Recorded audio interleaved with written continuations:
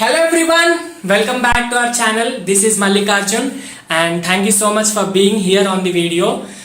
ఈ రోజు ఏంటంటే second video. First video already అయిపోయింది, వన్ షార్ట్ సిరీస్ బయాలజీలో digestion and absorption, human physiology starting కాబట్టి డైజెషన్ అండ్ అబ్జార్ప్షన్ అయిపోయింది. Next breathing and exchange of gases, second topic వచ్చేసి breathing and exchange of gases.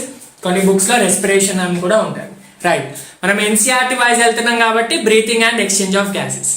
So చాలా మంది అంటున్నారు video fast గా upload చేయండి, వీడియో ఫాస్ట్ గా అప్లోడ్ చేయండి. అంటే ఫాస్ట్ అంటే మనం ఒక్క చాప్టర్ ని మొత్తం వన్ షాట్ లో చెప్తున్నాం కాబట్టి మేము ఇమీడియట్ గా day by day chapter upload చేస్తే మీకు ప్రిపరేషన్ కి టైం దొరకదు.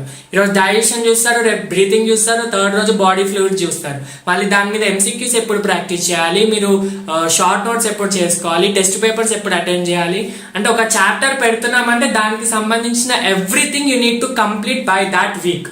ఇప్పుడు ఈరోజు మండే బ్రీతింగ్ వస్తే నెక్స్ట్ మండే సర్క్యులేషన్ వరకు మీరు బ్రీతింగ్ మొత్తం కంప్లీట్ చేయాలి. సో అలా మీరు ప్రిపేర్ అవ్వండి. వీడియోస్ ఫాస్ట్ అని కాదు, రెగ్యులర్ గానే ఒక టైం స్కెడ్యూల్ వైజ్ గానే అప్లోడ్ చేస్తాం, రైట్? సో ఇంకా డిలే చేయకుండా breathing and exchange of gases లోకి వెళ్ళిపోతాం, రైట్ ఎవ్రీవన్? సో ప్రీవియస్ గా మనం డైజెషన్ చాప్టర్ లో చదివాం, right? Digestion chapter already we have discuss. దాంట్లో ఏమైంది, లాస్ట్ మనకి ఏమైపోయింది, ఫుడ్ డైజెస్ట్ అయిపోయింది, right? Food has got digested. ఆ డైజెస్టెడ్ ఫుడ్ ఏమవుతుంది, డైజెస్టెడ్ ఫుడ్ అనేది అబ్జార్బ్ అవుతుంది. డైజెస్టెడ్ ఫుడ్ అబ్జార్బ్ అవుతుంది. అన్డైజెస్టెడ్ ఫుడ్ అయితే డిఫికేట్ అవుతుంది. డిఫికేట్ అంటే రిమూవింగ్ ఆఫ్ ఫీకల్ మ్యాటర్, అర్థమవుతుందా? అన్డైజెస్టెడ్ ఫుడ్ డిఫికేట్ అవుతుంది, డైజెస్టెడ్ ఫుడ్ బాడీ ఫ్లూయిడ్స్ లో అంటే బ్లడ్ లోకి, మెయిన్ గా మనకి బ్లడ్ లోకి అబ్జార్బ్ అవుతుంది, అర్థమవుతుందా?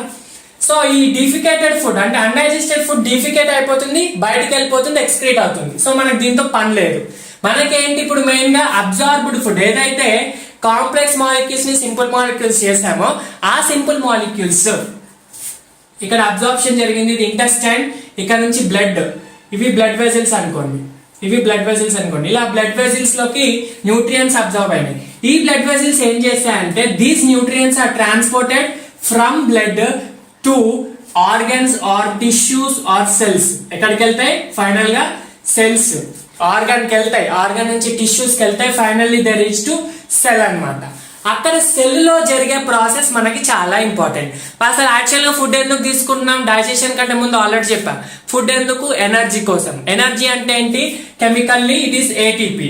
ఆ ఏటీపీ ప్రొడక్షన్ కోసం, ఆ ఎనర్జీ కోసం మనము ఏదైతే వర్క్ చేస్తున్నామో ఆ ఎనర్జీ వల్లనే కాబట్టి ఆ ఎనర్జీ ప్రొడక్షన్ కోసం ఫుడ్ అయితే తీసుకుంటున్నాం.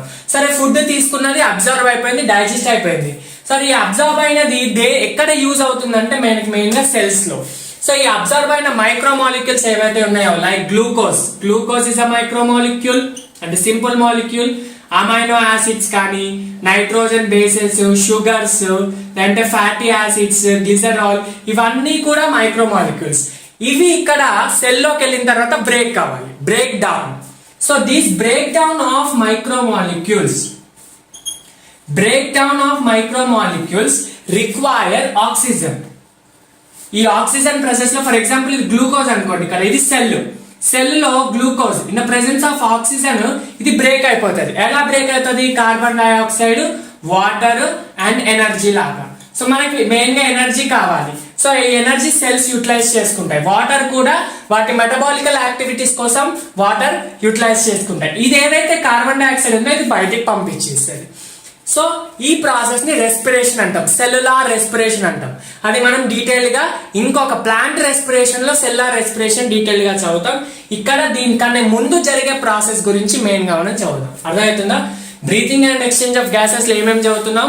How the gases are taken in and how they are transported to cells and how it is used in cells and what are the excretory products of respiration like carbon dioxide, water, energy అయితే use అవుతుంది cell కి.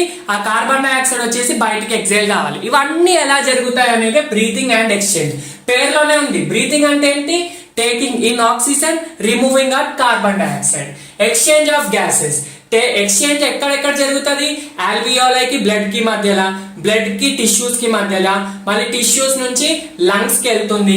ఆ transportation, exchange అంతా కూడా ఈ chapter లో మనం breathing and exchange of gases లో చదువుతాం, రైట్ ఎవ్రీవన్? ఎస్.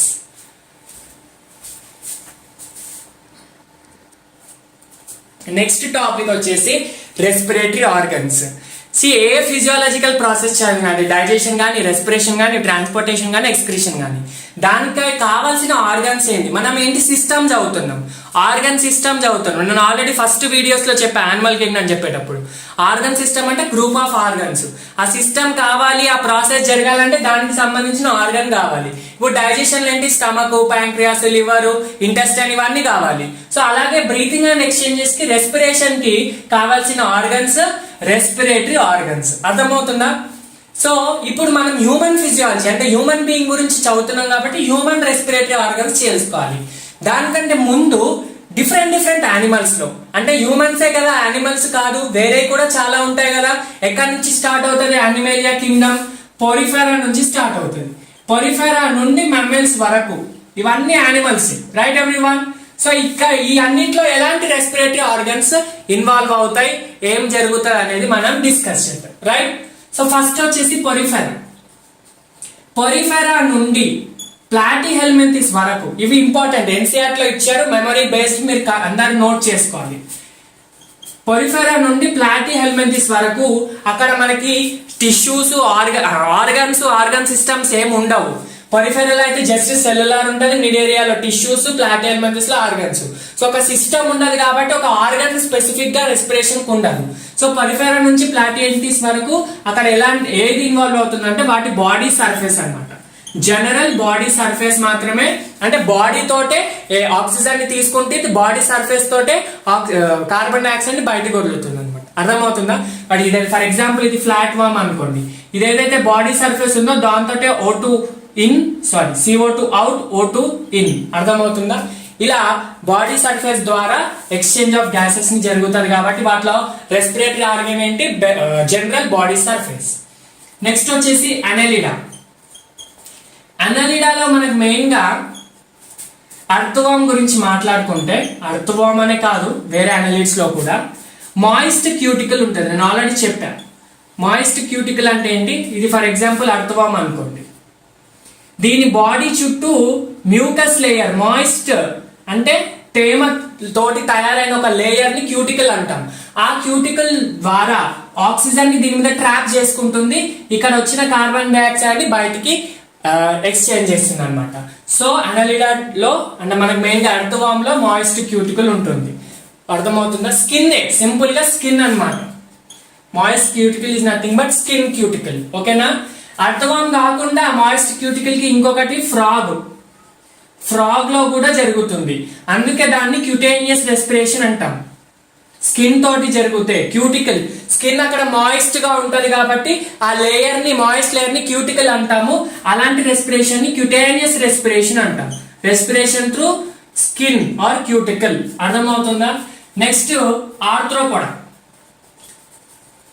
ఆర్థ్రోపోడాలో డిఫరెంట్ ఉంటాయి. కొన్ని అక్వాటిక్ ఉంటాయి, కొన్ని టెరెస్ట్రియల్ ఉంటాయి, కొన్ని ఇన్సెక్ట్స్ ఉంటాయి, ఎయిర్ మోడ్ లో ఉంటాయి. కాబట్టి డిఫరెంట్ ఆర్గన్స్ ఉంటాయి. ఫస్ట్ అక్వాటిక్ చూడండి. అక్వాటిక్ ఆర్గానిజమ్స్ ఎక్కడ వచ్చినా కూడా, అది ఆర్థ్రోపోడా కానీ, ఫిష్ కానీ, ఆంఫిబియన్ కానీ, ఏదైనా కానీ, అక్వాటిక్ వస్తే అక్కడ మనకు మెయిన్ గా గిల్స్ యూజ్ అవుతాయి. తెలుసు కదా, gills are the respiratory organs. అర్థమవుతుందా? అక్వాటిక్ ఆర్థ్రోపోడ్స్ లో గిల్స్ యూజ్ అవుతాయి. నెక్స్ట్ మనకి మెయిన్ గా బుక్ గిల్స్ ఎక్కడ ఉంటాయంటే లిమ్యులస్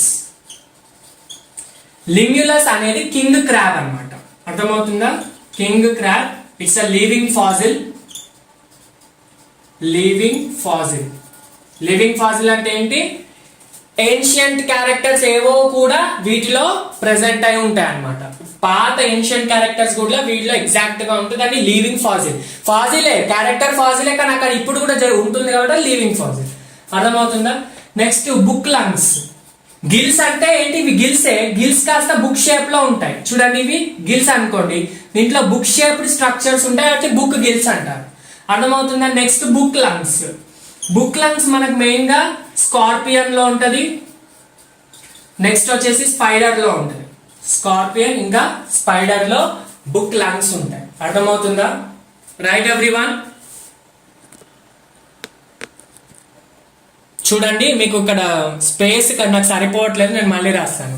aquatic gills, book gills Limulus, book lungs scorpion or spider. Next ఆర్థ్రోపోడాలో ఇంకొకటి ఏంటంటే ట్రేకియల్ ట్యూబ్స్. ట్రేకియల్ ట్యూబ్స్ ఇవి మెయిన్ గా మన కాక్రోచ్ లో ఉంటాయి. నేను కాక్రోచ్ అప్పుడు అక్కడ డీటెయిల్ గా చెప్తాను. కాక్రోచ్ లో ట్రేకియల్ ట్యూబ్ రెస్పిరేషన్ అంటే ట్రేకియల్ రెస్పిరేషన్ ఉంటుంది అనమాట. అర్థమవుతుందా? ఇవి ఆర్థ్రోపోడ్స్. నెక్స్ట్ ఏంటి మొలస్కన్స్. మొలస్కన్స్ లో కొన్ని మొలస్కన్స్ మొత్తం వాటర్ లోనే ఉంటాయి. అప్పుడు వాటర్ లో ఉన్న మొలస్కన్స్ కి రెస్పిరేటరీ ఆర్గన్ వచ్చేసి టీనిడియా. అర్థమవుతుందా? These are gills present in molluscans, aquatic molluscans. అంటే మనకి నేను చెప్పాను అక్వాటిక్ ఎక్కడ వచ్చినా గిల్స్ వస్తాయి, కానీ ఇక్కడ మొలస్కన్స్ లో ఈ గిల్స్ ఎలా ఉంటాయి అంటే ఫెదర్ లైక్ ఉంటాయి. ఫెదర్ లైక్ రెస్పిరేటరీ ఆర్గన్స్ కాబట్టి వీటిని టీనిడియా అంటారు. అర్థమవుతుందా? ఫెదర్. రైట్. నెక్స్ట్ నార్మల్ దాంట్లో పల్మనరీ సాక్స్ ఉంటాయి. వేరే టెరెస్ట్రియల్ మొలస్కన్స్ వచ్చేసి పల్మనరీ సాక్స్. పల్మనరీ సాక్స్ అంటే nothing but lungs like structure అన్నమాట. లంగ్స్. అర్థమవుతుందా? Lung like structure or lungs అని చెప్పొచ్చు. చూడండి, పల్మనరీ అన్న వర్డ్ ఎక్కడ వచ్చినా కూడా అది లంగ్ అన్నమాట. బ్రాంకియల్ అని ఎక్కడ వచ్చినా కూడా అది గిల్స్ అన్నమాట. బ్రేకియల్ అనే వర్డ్ ఎక్కడ వచ్చినా అది గిల్ కి సంబంధించి. ఇప్పుడు brachial respiration, it is respiration through gills. Pulmonary respiration through lungs. అర్థమవుతుందా? ఇవి మొలస్కన్స్ లో. నెక్స్ట్ ఏంటి? ఎకైనోడర్మ్స్ కదా. ఎకైనోడర్మ్స్. ఎకైనోడర్మ్, డర్మ్ అంటేనే స్కిన్. సో ఇక్కడ డర్మల్ బ్రాంకియా ఉంటాయి. డర్మల్ bronchia is a respiratory organ. డర్మల్ bronchia అన్నమాట ఎకైనోడర్మ్స్ లో. నెక్స్ట్ వచ్చేసి ఫిషెస్ లో గిల్స్. ఎక్కడైనా ఫిషెస్ లో మనకు మెయిన్ గా గిల్స్ అంటే అక్వాటిక్ కదా ఫిషెస్, అవి గిల్స్ అన్నమాట. ఆంఫిబియన్స్ లో అక్వాటిక్ ఆంఫిబియన్స్ ఉన్నాయి అనుకోండి, ఫిషెస్ లో గిల్స్ రాసుకోండి. అక్వాటిక్ ఆంఫిబియన్స్ లో గిల్స్ ఉంటాయి ఆల్రెడీ చెప్పినట్టు. టెరెస్ట్రియల్ లో లంగ్స్ ఉంటాయి. టెరెస్ట్రియల్ ఆంఫిబియన్స్ లో లంగ్స్. నెక్స్ట్ కొన్ని ఫ్రాగ్స్ అంటే మనకు మెయిన్ గా ఫ్రాగ్స్ లైక్ ఆంఫిబియన్ తీసుకుంటే దాంట్లో లంగ్స్ ఉంటాయి. ఆల్సో నేను ఇక్కడ ముందు చెప్పినట్టు క్యూటికల్ కూడా ఉంటుంది, క్యూటానియస్ రెస్పిరేషన్ కూడా ఉంటుంది. రైట్. ఆంఫిబియన్ తర్వాత reptiles, birds, mammals. RPT reptiles, AVES aves or birds. Next mammals. ఈ అన్నిట్లో కూడా లంగ్సే. అర్థమవుతుంది? ఆంఫిబియన్స్ నుంచి ఆల్మోస్ట్ అన్నిట్లో కూడా లంగ్సే ఉంటాయి. అర్థమవుతుంది? ఇవి రెస్పిరేటరీ ఆర్గన్స్. సో మ్యామ్మల్స్ లోని మనము హ్యూమన్ బీయింగ్స్ కాబట్టి అప్పుడు మనకు కూడా లంగ్సే రెస్పిరేటరీ ఆర్గన్స్. అర్థమవుతుందా? కౌ తీసుకున్న రెస్పిరేటరీ ఆర్గన్ లంగే. అర్థమవుతుందా? డాగ్ తీసుకున్న రెస్పిరేటరీ ఆర్గన్ లంగే. బ్లూ వేల్ తీసుకున్న, షార్క్ తీసుకున్న, ఎలిఫెంట్ తీసుకున్న, ఫాక్స్ తీసుకున్న, వాటిలో లంగ్స్. అంటే ఆల్ మెమ్మల్స్, ఆల్ ఏవ్స్, అన్ని బర్డ్స్ లో లంగ్స్ ఉంటాయి. లంగ్స్ తోటి అటాచ్డ్ స్ట్రక్చర్ ఎయిర్ సాక్స్ ఉంటాయి, అవి ఎక్స్ట్రా. నెక్స్ట్ స్నేక్ లో, క్రొకడాయిల్ లో ఎక్కడ చూసినా లంగ్స్ ఉంటాయి. అర్థమవుతుందా? Right. So this is about respiratory organs. అంటే రెస్పిరేషన్ కి కావాల్సిన మెయిన్ ఆర్గన్స్ మనలో అయితే లంగ్స్ అని చెప్తాం. మరి వేరే యానిమల్స్ కూడా, జువాలజీ అంటేనే స్టడీ ఆఫ్ యానిమల్స్ కాబట్టి వేరే యానిమల్స్ లో ఎలా ఉంటుందో కూడా చూసాం ఓవర్ వ్యూ. నెక్స్ట్ ఇప్పుడు హ్యూమన్ రెస్పిరేటరీ సిస్టమ్ గురించి అకార్డింగ్ టు ఎన్సీఆర్టీనే వెళ్దాం. Next human respiratory system. Human respiratory system అంటే హ్యూమన్ బీయింగ్స్ లో రెస్పిరేటరీ సిస్టమ్ ఎలా ఉంటుంది? సిస్టమ్ అంటే ఏంటి ఆల్రెడీ చెప్పాను. Group of organs together function as organ system అని చెప్పాను. సో హ్యూమన్ బీయింగ్స్ లో ఏమేమి వస్తాయి చూడండి. రెస్పిరేటరీ సిస్టమ్ లో, రెస్పిరేటరీ ప్యాసేజ్ లో ఏమేమి ఆర్గన్స్ ఇన్వాల్వ్ అవుతాయి, ఏమేమి స్ట్రక్చర్స్ ఇన్వాల్వ్ అవుతాయో చాలా ఇంపార్టెంట్. ఫస్ట్ వచ్చేసి human respiratory system include pair of nostrils. Pair of nostrils. ఇది చూడండి, ఇది నోస్. ఈ నోస్ యొక్క ఓపెనింగ్ ఏమంటాం? నాస్ట్రిల్ అంటాం. ఇప్పుడు డైజెస్టివ్ సిస్టమ్ లో ఓపెనింగ్ ఏంటి? మౌత్. సిమిలర్లీ రెస్పిరేటరీ సిస్టమ్ లో ఓపెనింగ్ ఏంటి? Nostrils. So these nostrils are present above the upper lip. Upper lip చూడండి, ఇది అప్పర్ లిప్. అప్పర్ లిప్ కి పైన ఉన్నదాన్ని నాస్ట్రిల్స్ అంటారు. So pair of nostrils, pair అంటే టూ నాస్ట్రిల్స్ ఉంటాయి. Next nasal chamber. Nasal chamber simply the nose cavity. ఇక్కడ నుంచి ఏం ఓపెనింగ్ అవుతుంది, nostril opens into nasal chamber అన్నమాట. సో ఎయిర్ నార్మల్ గా ఇట్లా పాస్ అవుతుంది, ఇది ఎయిర్ పాసేజ్ నే మనం డిఫరెంట్ గా చదువుతాం. సో ఇలా నాసల్ ఛాంబర్ లో ఓపెన్ అవుతుంది. Next nasal chamber opens into pharynx. ఎన్సిఆర్టీలో అయితే ఫారింగ్స్ అండ్ సింగిల్ గా ఇచ్చాడు. యాక్చువల్ గా ఫారింగ్స్ లో 3 రీజియన్స్ ఉంటాయి. ఏంటంటే అది first nasopharynx, next oropharynx, next laryngopharynx. Nasopharynx, oropharynx, laryngopharynx. చూడండి, ఈ నాసల్ రీజియన్, ఈ నోస్ దగ్గర రీజియన్ ని నాసల్ రీజియన్ అంటాం. ఈ నాసల్ రీజియన్ దగ్గర ఉన్న ఈ స్పేస్ ని నాసోఫారింగ్స్ అంటారు. ఓరల్ క్యావిటీ దగ్గర ఉన్న స్పేస్ ని ఓరోఫారింగ్స్ అంటారు. ఇక్కడ లారింగ్స్, ఇది లారింగ్స్ కదా, లారింగ్స్ దగ్గర ఓపెనింగ్ ఏమంటాము, లారింగోఫారింగ్స్ అంటారు. అర్థమవుతుందా? Right everyone. ఎక్కడి నుంచి స్టార్ట్ అయినా nostrils, nasal chamber. Next nasal chamber opens into nasopharynx. Nasopharynx తర్వాత వచ్చేది ఓరోఫారింగ్స్. ఓరో అంటే which is near to buccal cavity అన్నమాట. నెక్స్ట్ వచ్చేసి లారింగ్స్, ఇది ఫుడ్ పైప్, ఇది విండ్ పైప్. విండ్ పైప్ అంటే ట్రేకియా, ఫుడ్ పైప్ అంటే ఈసోఫాగస్. సో ట్రేకియా దగ్గర స్టార్టింగ్ పాయింట్ ఏమంటాం, starting first part of the trachea is larynx. చూడండి ఇలా ఉంటది యాక్చువల్గా. ఇది నాసోఫారింగ్స్, ఇక్కడ ఇది నాసోఫారింగ్స్ అనుకోండి, ఇది ఓరోఫారింగ్స్ అనుకోండి. ఇక్కడ ఉన్న ఫారింగ్స్ ఏమంటాం, లారింజోఫారింగ్స్ అంటాం. Right everyone. సో లారింగ్స్ యొక్క ఓపెనింగ్ ఏమంటున్నాం మనం ఆల్రెడీ ప్రీవియస్ గా డిస్కస్ చేసాం. Opening of లారింగ్స్ is known as glottis. అర్థమవుతుందా? ఆ ఓపెనింగ్ ని, ఆ హోల్ ని గ్లాటిస్ అంటాం. ఆ గ్లాటిస్ ని కవర్ చేసే కార్టిలేజినస్ ఫ్లాప్ ని ఏమంటాము, ఎపిగ్లాటిస్ అంటాం. ఎపిగ్లాటిస్ యొక్క ఫంక్షన్ ఏంటి ఆల్రెడీ చెప్పా.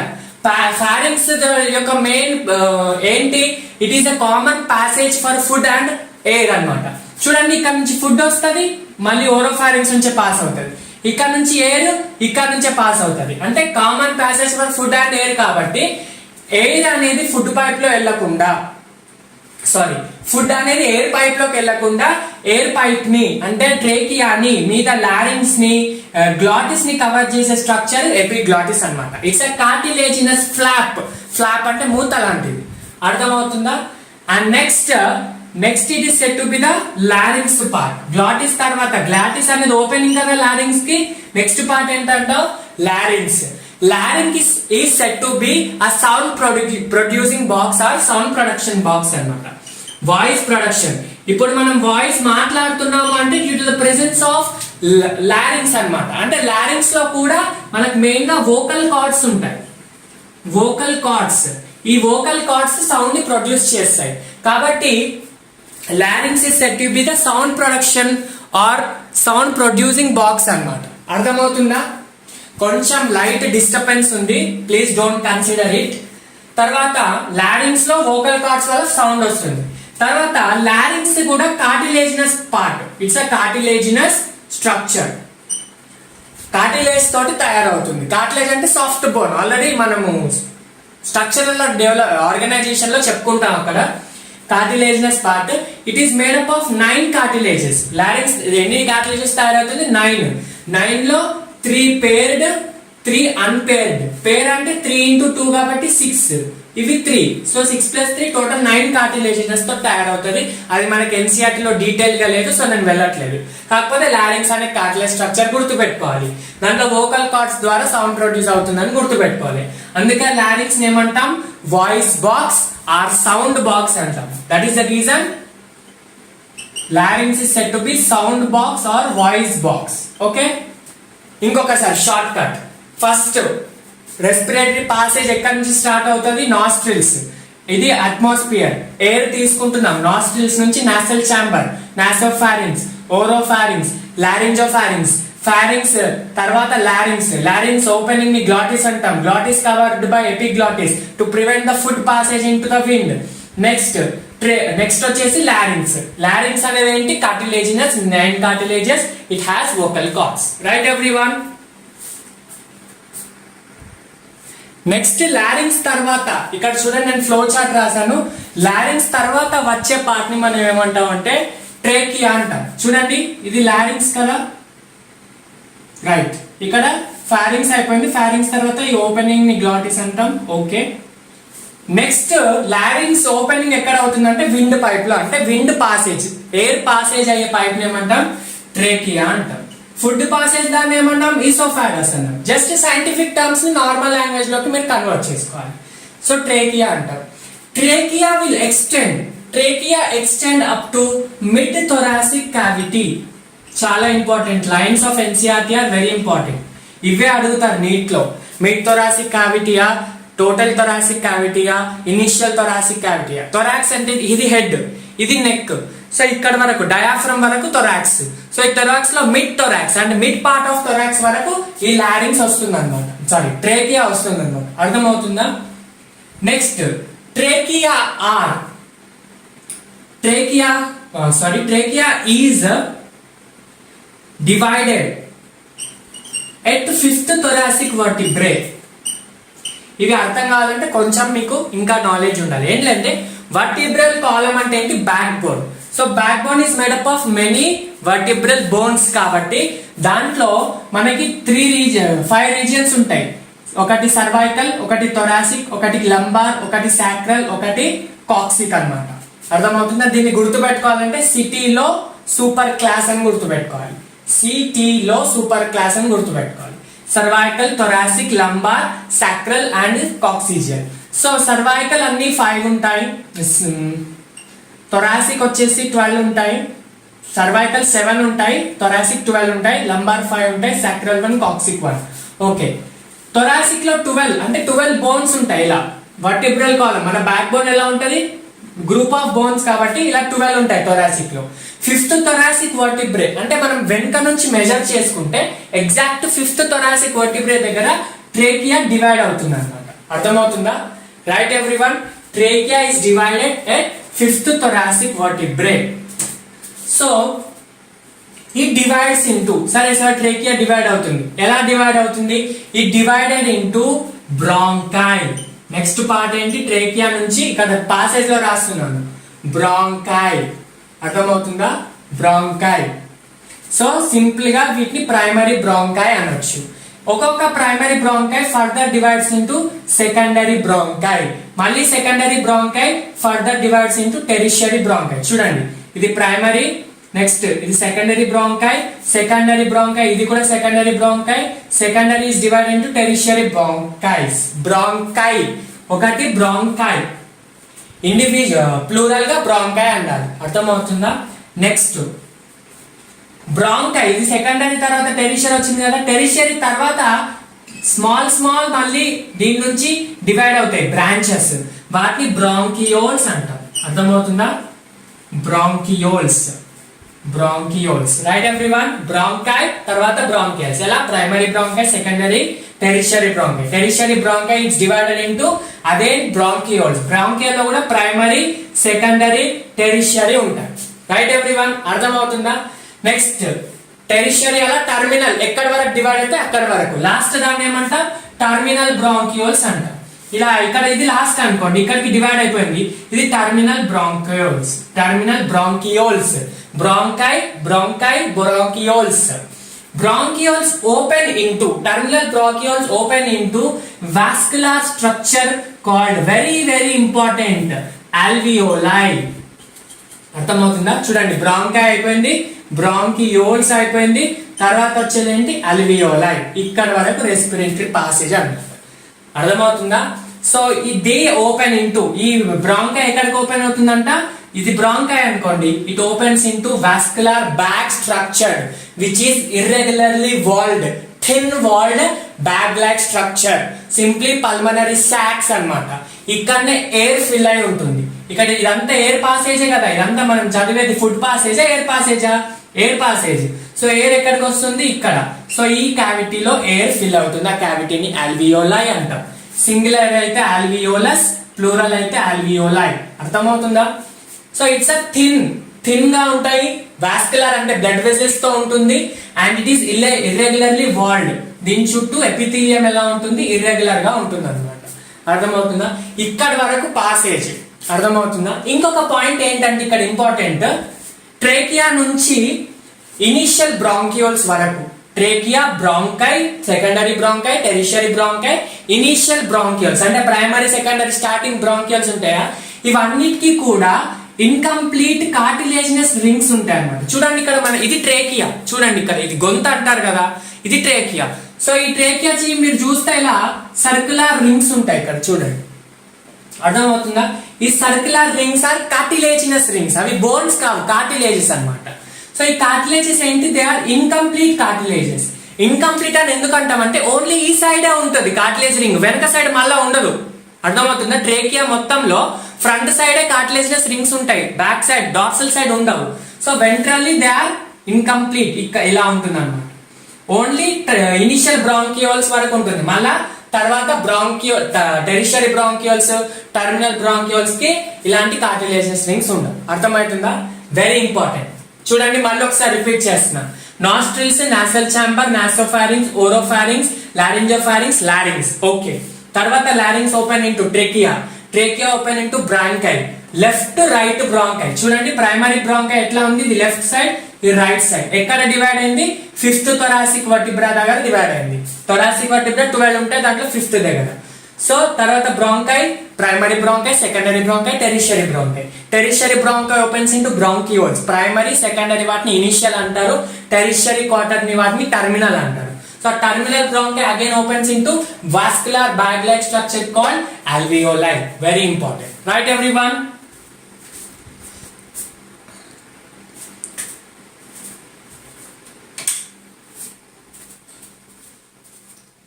Next very important ఏంటంటే లంగ్స్. సార్ మరి రెస్పిరేటరీ సిస్టమ్ అంటే మనలో రెస్పిరేటరీ ఆర్గన్స్ లంగ్స్ కదా, లంగ్సే రాలేవు ఇప్పటి వరకు అంటే చూడండి, ఈ బ్రాంకై ఎక్కడైతే ఉందో bronchi, bronchioles, terminal bronchioles, alveoli ఇవన్నీ కలిపితేనే లంగ్స్. సింపుల్ గా lungs are composed of bronchi, bronchioles,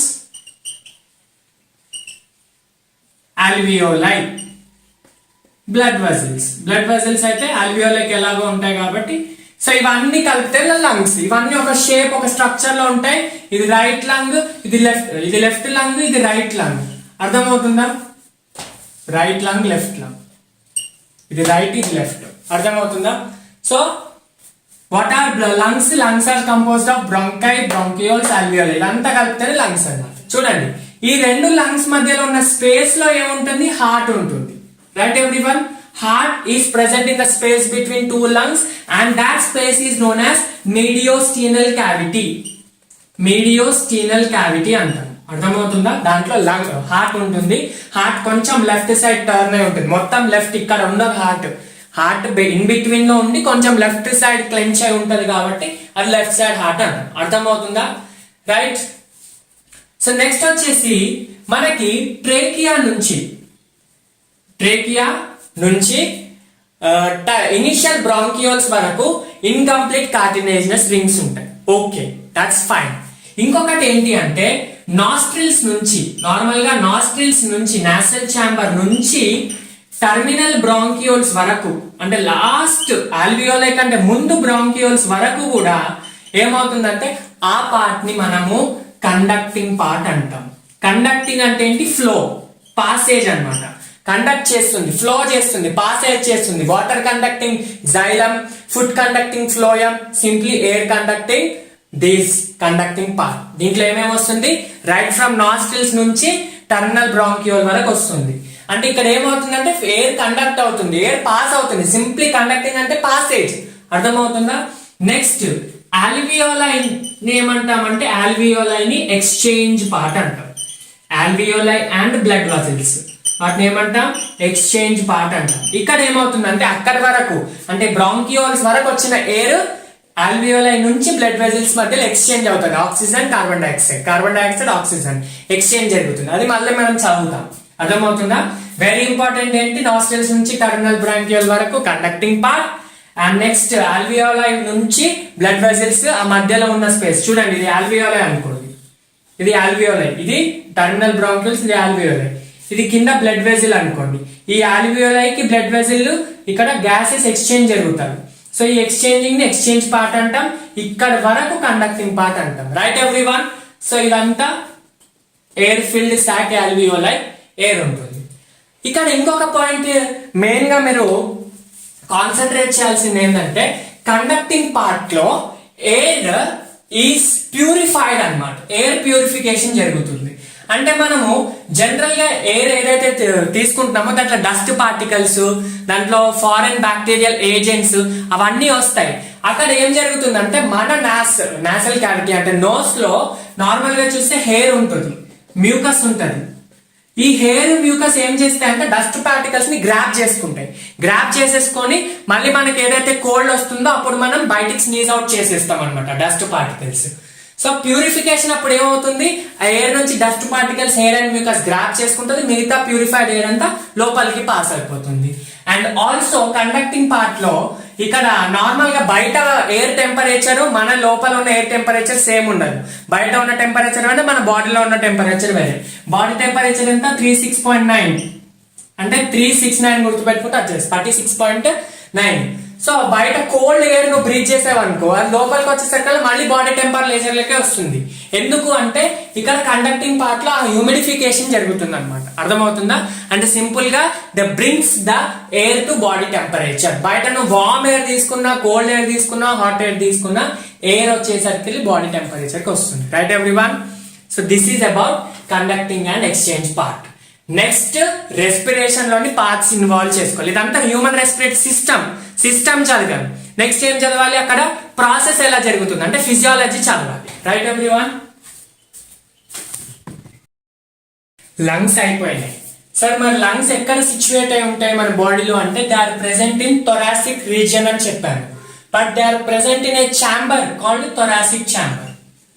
thoracic chamber region ఏమో ఆ ప్లేస్ ఏమో thoracic region, neck, thorax, abdomen. Abdomen అంటే స్టమక్ రీజియన్. సో ఆ ఛాంబర్ ఏమో thoracic chamber. Thoracic chamber is said to be the air tight chamber అన్నమాట. Air tight chamber.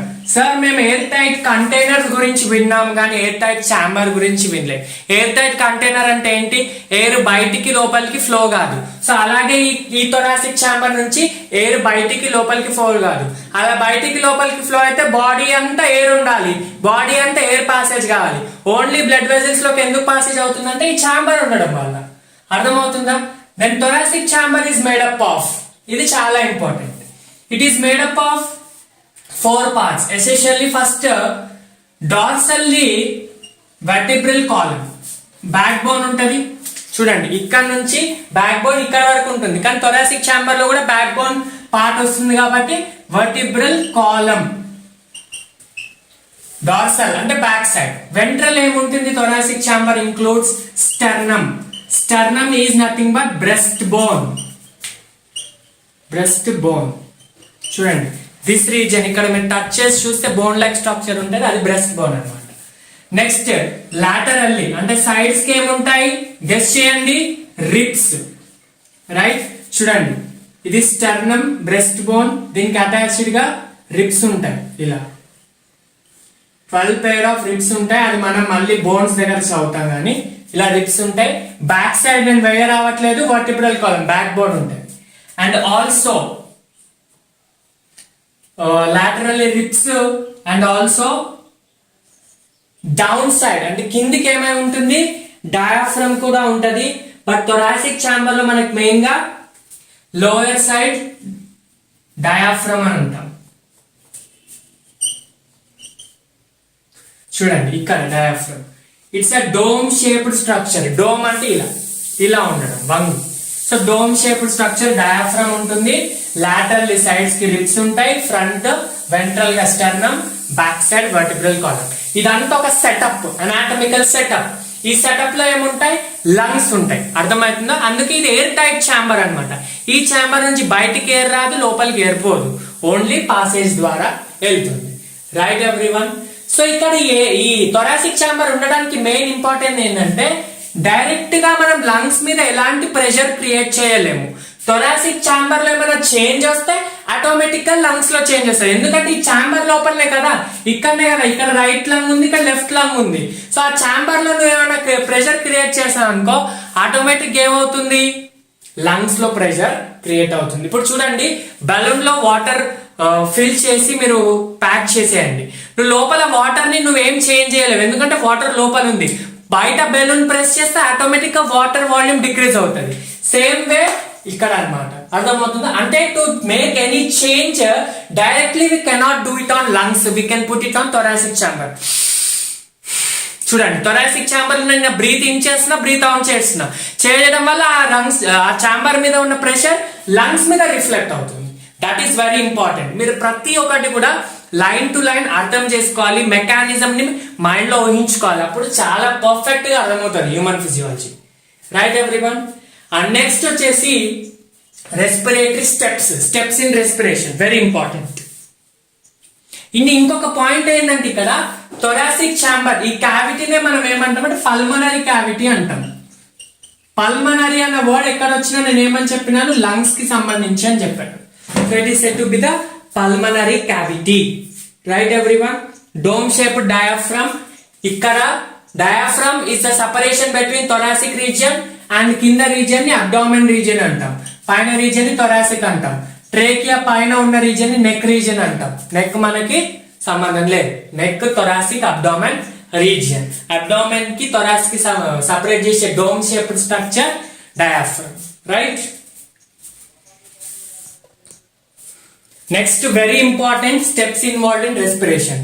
ఇది చాలా detail గా చెప్తాను. ఏంటి సార్ ఇంత సోదిగా చెప్తున్నాను అనుకోవద్దు, ఎందుకంటే ఈ టాపిక్ ఎంత డీటెయిల్ గా చదివితే మిగతా రెస్పిరేషన్ మీరు 10 minutes లో చదవచ్చు. ఎన్సీఆర్టీ ఈ టాపిక్ ని ఎన్సీఆర్టీ లో 5 lines ఉంటది. ఆ లైన్స్ చదివేస్తే మీకు ఏమీ అర్థం కాదు. ఎవ్రీ లైన్ కి చాలా పెద్ద మీనింగ్ ఉంటది. అది 5 meanings 5 steps నేను చెప్తాను. చూడండి, ఫస్ట్ స్టెప్ రెస్పిరేషన్ ప్రాసెస్ మొత్తంలో ఫస్ట్ స్టెప్ ఏంటి, బ్రీతింగ్. బ్రీతింగ్ అంటే మీకు ఆల్రెడీ తెలుసు ఏంటి, ఇంటేక్ ఆఫ్ ఆక్సిజన్, ఆక్సిజన్ ని లోపల తీసుకోవడం అండ్ బయటకి కార్బన్ డైఆక్సైడ్ ని రిలీజ్ చేయడం. అంటే intake of atmospheric air and release of carbon dioxide. ఇది దేని ద్వారా జరుగుతుంది, మెయిన్ గా లంగ్స్ ద్వారా జరుగుతుంది, with the help of lungs. That is the reason breathing ఏమంటామంటే పల్మోనరీ వెంటిలేషన్. నేను ఏమని చెప్పాను ఆల్రెడీ ఏమని చెప్పాను, పల్మనరీ వర్డ్ ఎక్కడ వచ్చినా లంగ్స్ అని చెప్పాను. So pulmonary ventilation. Sir ventilation అనే వర్డ్ మేము ఒక దగ్గర విన్నాము, మాకు తెలుసు అంటే రైస్, హాస్పిటల్లో వెంటిలేషన్ ఎందుకు పెడతారు, ఆ పర్సన్ కి ఆ టైం కి ఆక్సిజన్ అందకపోతే వెంటిలేషన్ లో పెడతారు. వెంటిలేషన్ మీనింగ్ ఏంటి, అక్కడ బ్రీతింగ్ అంటే ఆక్సిజన్ వస్తుంది, కార్బన్ డైఆక్సైడ్ వెళ్ళిపోతుంది. అక్కడ లంగ్స్ ప్లేస్ లో లంగ్స్ పర్ఫెక్ట్ గా పర్ఫార్మ్ కావట్లేదు కాబట్టి ఆర్టిఫిషియల్ వెంటిలేషన్ పెడుతున్నాము. మన బాడీలో న్యాచురల్ గానే లంగ్స్ ఉంటాయి కాబట్టి pulmonary ventilation. Right everyone. Next right, okay sir, lungs లోకి ఎయిర్ వచ్చేసింది, ఆక్సిజన్ లోపలికి వచ్చేసింది, కార్బన్ డైఆక్సైడ్ అనవసరమైన హార్మ్ఫుల్ కార్బన్ డైఆక్సైడ్ బయటకు వెళ్ళిపోయింది. రైట్, బ్రీతింగ్ ఫస్ట్ ప్రాసెస్, దాన్ని ఇంకొక పేరు పల్మనరీ వెంటిలేషన్. నెక్స్ట్ ఏంటంటే diffusion of gases. Diffusion of gases between alveoli and blood vessels. నేను ఆల్రెడీ ఏమని చెప్పినాను, లంగ్స్ అంటేనే అల్వియోలై సాక్స్ అని మొత్తం ఉంటాయని చెప్పాను. సో లంగ్స్ లోకి ఆక్సిజన్ వచ్చేసింది. రైట్, ఈ వచ్చిన ఆక్సిజన్ ఏమవుతుంది, కార్బన్ డైఆక్సైడ్ ఇక్కడ నుంచి వెళ్ళిపోతుంది. ఓకే, ఇక్కడ ఏమవుతుందంటే ఆక్సిజన్ ఎక్కడ ఎక్స్చేంజ్ అవుతుంది, బ్లడ్ వెజిల్. ఇది బ్లడ్ వెజిల్ అండ్ ఇది ఆల్వియోలై. ఈ రెండింటి మధ్యలో ఆక్సిజన్ ఎక్స్చేంజ్ జరుగుతుంది, కార్బన్ డైఆక్సైడ్ ఎక్స్చేంజ్ జరుగుతుంది. సో ఈ ఎక్స్చేంజ్ ఏమంటాం, డిఫ్యూజన్ ఆఫ్ గ్యాసెస్. డిఫ్యూజన్ అంటే higher oxygen concentration to lower carbon dioxide to lower, అంటే diffusion of gases between alveoli and blood vessel. ఇది second step. Second step is very important. ఏంటది, diffusion of gases between alveoli and lungs.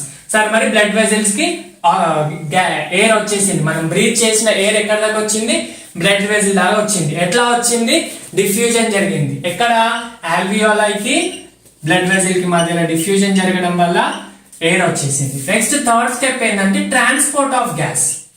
Vessel లో వచ్చేసింది, ఆ blood pipe లో వచ్చేసింది, అక్కడ నుంచి ఎక్కడికి ట్రాన్స్పోర్ట్ కావాలి, transport of gases from blood vessel to, from BV అంటే blood vessel to tissues.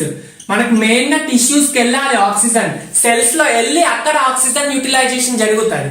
So ఆ ఏమంటాం, ఇక్కడ ఆల్వియోలై ఉంది కదా, ఈ ఆల్వియోలై నుంచి బ్లడ్ వెజిల్, ఈ వెజిల్ అనుకోండి, ఇదంతా బ్లడ్ వెజిల్ అనుకోండి. ఈ బ్లడ్ వెజిల్ ఇక్కడ నుంచి ఇవి సెల్స్, బాడీలో సమ్వేర్ సెల్స్. ఇక్కడ బ్రీత్ చేస్తే మనకి ఇక్కడ ఆక్సిజన్ అందాలనుకోండి, ఇక్కడ ఉన్న సెల్స్ అనుకోండి ఇవి. అంటే సింపుల్ గా థర్డ్ స్టెప్ ఏంటి, transport of gases from alveoli to blood vessels, alveoli to tissues through blood vessels అన్నమాట. అర్థమవుతుందా? Third step is transport of gases. Next fourth step is again diffusion. ఇక్కడ బ్లడ్ వెజిల్ కి alveoli కి మధ్యలో జరిగింది. ఇక్కడ ఏం జరుగుతుందంటే బ్లడ్ వెజిల్ కి టిష్యూస్ కి మధ్యలో జరుగుతుంది. చూడండి, ఇక్కడ బ్లడ్ వెజిల్స్ తోటి టిష్యూస్ లో వచ్చి పడిపోయింది ఆక్సిజన్, కానీ ఇక్కడ డైరెక్ట్ వెళ్ళిపోదు కదా, డిఫ్యూజన్ జరగాలి. ఇక్కడ నుంచి ఇక్కడికి మూవ్ కావాలి, ఇక్కడ నుంచి కార్బన్ డైఆక్సైడ్ ఇక్కడికి మూవ్ కావాలి. సో దాన్ని ఏమంటాం, డిఫ్యూజన్ అంటాం. ఇక్కడ డిఫ్యూజన్ జరుగుతుంది. Fourth step is diffusion of gases from blood వెజిల్ to tissues. Simple గా ట్రాన్స్పోర్ట్. నెక్స్ట్ ఫిఫ్త్ ఏంటంటే release of carbon dioxide. Release of carbon dioxide through oxidation. Very very very very important. ఈ fifth process మొత్తమే respiration chapter. ఈ fifth process ని మనం human ఫిజియాలజీలో చదవట్లేదు. ఎక్కడ చదువుతున్నాం, ప్లాంట్ ఫిజియాలజీ రెస్పిరేషన్ దగ్గర ఫిఫ్త్ ప్రాసెస్ ని చదువుతున్నాం. అన్నిట్లో రెస్పిరేషన్ కామన్ కాబట్టి మాక్సిమం ప్లాంట్స్ లో, హ్యూమన్స్ లో కాబట్టి అక్కడ మనం డీటెయిల్ గా చదువుతాం. కాకపోతే ఒక్క చిన్న 2 minutes వ్యూ ఇచ్చేస్తున్నాను ఓవరాల్ గా. Release of carbon dioxide. ఎందుకు కార్బన్ డైఆక్సైడ్ రిలీజ్ అయింది సార్, మనకి ఇక్కడ దాకా ఆక్సిజన్ వచ్చింది కదా. నేను ఆల్రెడీ ఫస్ట్ నుంచి చెప్తున్నా, ఆక్సిజన్ లోపలికి, కార్బన్ డైఆక్సైడ్ బయటికి, oxygen into carbon dioxide out. ఎందుకు ఆ కార్బన్ డైఆక్సైడ్ వచ్చింది ఆల్రెడీ మనం చెప్పాము. ఇది ఏదైతే ఆక్సిజన్ మనం యూజ్ చేసుకున్నామో ఇది ఏంటి యూజ్ అవుతుందంటే oxidation of glucose. Glucose formula ఏంటి, C6H12O6. ఇది ఆక్సిడైజ్ అవుతుంది, బ్రేక్ డౌన్ అవుతుంది. బ్రేక్ అయ్యి ఎలా రిలీజ్ అవుతుంది, carbon dioxide, water, ATP energy లాగా రిలీజ్ అవుతుంది. ఈ వాటర్ సెల్ కి కావాలి, ఎనర్జీ సెల్ కి, బాడీకి కావాలి. కార్బన్ డైఆక్సైడ్ హార్మ్ఫుల్, బయటికి వెళ్ళిపోవాలి. సో ఈ రిలీజ్ ఆఫ్ ఆక్సిజన్, ఈ రిలీజ్ ఆఫ్ కార్బన్ డైఆక్సైడ్ ఇక్కడ ఏదైతే ఫామ్ అయిన కార్బన్ డైఆక్సైడ్ ఉందో ఇది బయటికి ఎక్స్చేంజ్ అవుతుంది. మళ్ళీ ఇక్కడ నుంచి బ్లడ్ వెజల్స్ నుంచి ఆల్వియోలై అలా ఎక్స్చేంజ్ జరుగుతుంది. ఎక్కడైనా ఎక్స్చేంజ్ అంటే ఓన్లీ ఆక్సిజన్ కాదు, ఆక్సిజన్, కార్బన్ డైఆక్సైడ్ అన్నమాట. Right, very important 5 steps. First మళ్ళీ ఒకసారి చెప్తా. బ్రీతింగ్, ఫస్ట్ ఆక్సిజన్ బయటకు వచ్చింది త్రూ లంగ్స్, కార్బన్ డైఆక్సైడ్ వెళ్ళిపోయింది. డిఫ్యూజన్ ఎక్కడ, ఆల్వియోలై కి, బ్లడ్ వెజిల్ కి జరిగింది. నెక్స్ట్ అక్కడ నుంచి బ్లడ్ వెజిల్స్ నుంచి టిష్యూస్ కి ట్రాన్స్పోర్ట్ అయింది. మన బ్లడ్ వెజిల్స్ కి, టిష్యూస్ కి మధ్యలో ఎక్స్చేంజ్ జరిగింది. డిఫ్యూజన్ అంటే సింపుల్ గా ఎక్స్చేంజ్. అర్థమవుతుందా, గుర్తుపెట్టుకోండి. ఎక్స్చేంజ్ అన్న డిఫ్యూజన్ అన్న same. Next release of carbon dioxide. అక్కడ యూజ్ చేసుకున్న ఆక్సిజన్ ని యూటిలైజ్ చేసుకొని ఆక్సిడేషన్ అంటే బ్రేక్ డౌన్ జరిగి కార్బన్ డైఆక్సైడ్ రిలీజ్ అవుతుంది. ఇవి 5 important step. Very very very very important. ఇది అర్థమైతే నెక్స్ట్ చాప్టర్ అంతా ఈజీగా అర్థమవుతుంది. చూడండి, ఇప్పుడు ఈ చాప్టర్ అంతా ఏమి ఉండదు. రెస్పిరేషన్ లో 5 steps అని చెప్పాను కదా, ఆ ఒక్కొక్క స్టెప్ గురించి చాప్టర్ మొత్తం డీటెయిల్ గా ఉంటుంది. ఫస్ట్ స్టెప్ ఏంటి, బ్రీతింగ్. సో బ్రీతింగ్ యొక్క మెకానిజం ఎలా జరుగుతుంది, యాక్చువల్ గా బ్రీతింగ్ చూడాలి. బ్రీతింగ్ అంటే ఏంటి, intake of oxygen, release of carbon dioxide. అంటే సింపుల్ గా అట్మాస్ఫియర్ లో ఉన్న ఎయిర్ ని లోపలికి తీసుకోవడం, లోపల లంగ్స్ లో ఉన్న ఎయిర్ ని బయటికి వదలడం. లంగ్స్ లో ఉన్న దాన్నే బయటికి రిలీజ్ చేస్తే అది రిలీజ్ అవుట్ అంటే బ్రీతింగ్ అవుట్ అంటాం. అర్థమవుతుందా, బయట ఉన్న దాన్ని బ్రీత్ చేయడం. సో బ్రీత్ ఇన్ అంటే atmospheric air is drawn into the lungs is known as inspiration. అర్థమవుతుందా, బ్రీత్ అవుట్ అంటే లంగ్స్ లో ఉన్న గ్యాసెస్ ని బయటికి బ్రీత్ చేస్తే, బయటికి రిలీజ్ చేస్తే దాన్ని ఎక్స్పిరేషన్ అంటారు. Everyone, breathe in is intake of oxygen and breathe out is release of carbon dioxide or atmosphere the gases present in lungs అన్నమాట. అర్థమవుతుందా, ఈ మెకానిజం బ్రీతింగ్ ఎలా జరుగుతుందంటే it is due to the pressure difference in pressure or concentration difference. Concentration అంటే the amount of substance present per unit mole. ఇది మీకు అంత అవసరం లేదు కెమిస్ట్రీ, కానీ కాన్సంట్రేషన్ అంటే సింపుల్ గా the amount of substance present అని గుర్తుపెట్టుకోండి. ప్రెషర్ అండ్ కాన్సంట్రేషన్ డిఫరెన్స్ వల్ల ఎక్కడ, లంగ్స్ కి అట్మాస్ఫియర్ కి మధ్యలో. మనం ఇక్కడ ఈ గ్యాసెస్ ఎక్కడ ఎక్స్చేంజ్ అవుతున్నాయి, అట్మాస్ఫియర్ కి లంగ్స్ కి మధ్యలో ఎక్స్చేంజ్ జరుగుతుంది. కాబట్టి ప్రెషర్ కూడా లంగ్స్ కి అట్మాస్ఫియర్ కి మధ్యలో డిఫరెన్స్ వల్ల ఈ మెకానిజం ఆఫ్ బ్రీతింగ్ జరుగుతుంది. అర్థమవుతుందా, బ్రీతింగ్ లో మెయిన్లీ 2 steps ఉంటాయి. ఏంటంటే ఇన్స్పిరేషన్ అంటే టేకింగ్ ఇన్ అట్మాస్ఫియర్ లో ఉన్న గ్యాసెస్ ని. మనం ఆక్సిజన్ అనే వర్డ్ ఇక్కడ ప్రతిసారి యూజ్ చేయొద్దు, ఎందుకంటే అట్మాస్ఫియర్ లో ఓన్లీ ఆక్సిజన్ ఉండదు, నైట్రోజన్ ఉంటుంది, కార్బన్ డైఆక్సైడ్ ఉంటుంది, కార్బన్ మోనాక్సైడ్ ఉంటాయి, చాలా డిఫరెంట్ గ్యాసెస్ ఉంటాయి. కానీ మనకి కావాల్సింది ఆక్సిజన్ అన్నంత మాత్రాన ఆక్సిజన్ యూజ్ చేయొద్దు, సింపుల్ గా అట్మాస్ఫియర్ ఎయిర్ అని యూజ్ చేయండి. టేకింగ్ ఇన్ ఆక్సిజన్, ఆక్సిజన్ ని మళ్ళీ అట్మాస్ఫియర్ ఎయిర్ ని లోపల తీసుకోవాలి, బయటకు వదిలేయాలి. ఈ ప్రాసెస్ అంతా బ్రీతింగ్. సో ఇన్స్పిరేషన్ ఎలా జరుగుతుంది, వెరీ ఇంపార్టెంట్. ఎక్స్పిరేషన్ ఎలా జరుగుతుంది, వీటికి కండిషన్స్ చూడండి, చాలా ఇంపార్టెంట్. నీట్లో ఇక్కడ నుంచి డెఫినెట్ గా you'll be getting one question. Mechanism of inspiration. Inspiration అంటే ఏంటి? అట్మాస్ఫియరిక్ ఎయిర్ ని లంగ్స్ లోకి తీసుకోవడం, అంటే from out side to inside breathing. General గా ఇన్స్పిరేషన్ అనే కాదు, రెస్పిరేషన్ ప్రాసెస్ మొత్తంలో మనకి ఇన్వాల్వ్ అయ్యే muscles diaphragm and intercostal muscles. Diaphragm అంటే చెప్పాను, డోమ్ షేప్డ్ స్ట్రక్చర్ ఇలా ఉంటది, separating abdomen and thorax. Intercostal muscles, coastal అంటే రిబ్స్, ఇంటర్ అంటే ఇన్ బిట్వీన్, అంటే రిబ్స్ మధ్యలో ఉన్న మజిల్స్ ని ఏమంటాం? ఇంటర్కోస్టల్ మజిల్స్ అంటారు. These are of two types, external intercostal muscles and internal, బయట నుంచి కనిపించేటివి ఎక్స్టర్నల్, లోపల ఉన్నవి ఇంటర్నల్ మజిల్స్. మనకు మెయిన్ గా ఇవి రెండు కూడా హెల్ప్ అవుతాయి రెస్పిరేషన్ లో, కాకపోతే మెయిన్ గా ఎక్స్టర్నల్ ఇంటర్కోస్టల్ మజిల్స్ మీద మనం ఎక్కువ కాన్సన్ట్రేట్ చేస్తాం. సో ఇన్స్పిరేషన్ అనే కాదు, రెస్పిరేషన్ మొత్తంలో మనకి ఎక్కడ ఏ మజిల్స్ హెల్ప్ అవుతున్నాయి? Diaphragm and intercostal muscles. Intercostal muscles are the muscles present between ribs అన్నమాట. ఇక్కడ ఏమవుతుందంటే నార్మల్లీ ఇన్స్పిరేషన్ లో ఏమవుతుంది? లంగ్స్ లోని ప్రెషర్ తక్కువ ఉంటుంది, pressure in lungs is less than atmosphere pressure. అర్థమవుతుందా? దీని మెకానిజం ప్రాసెస్ చూద్దాం.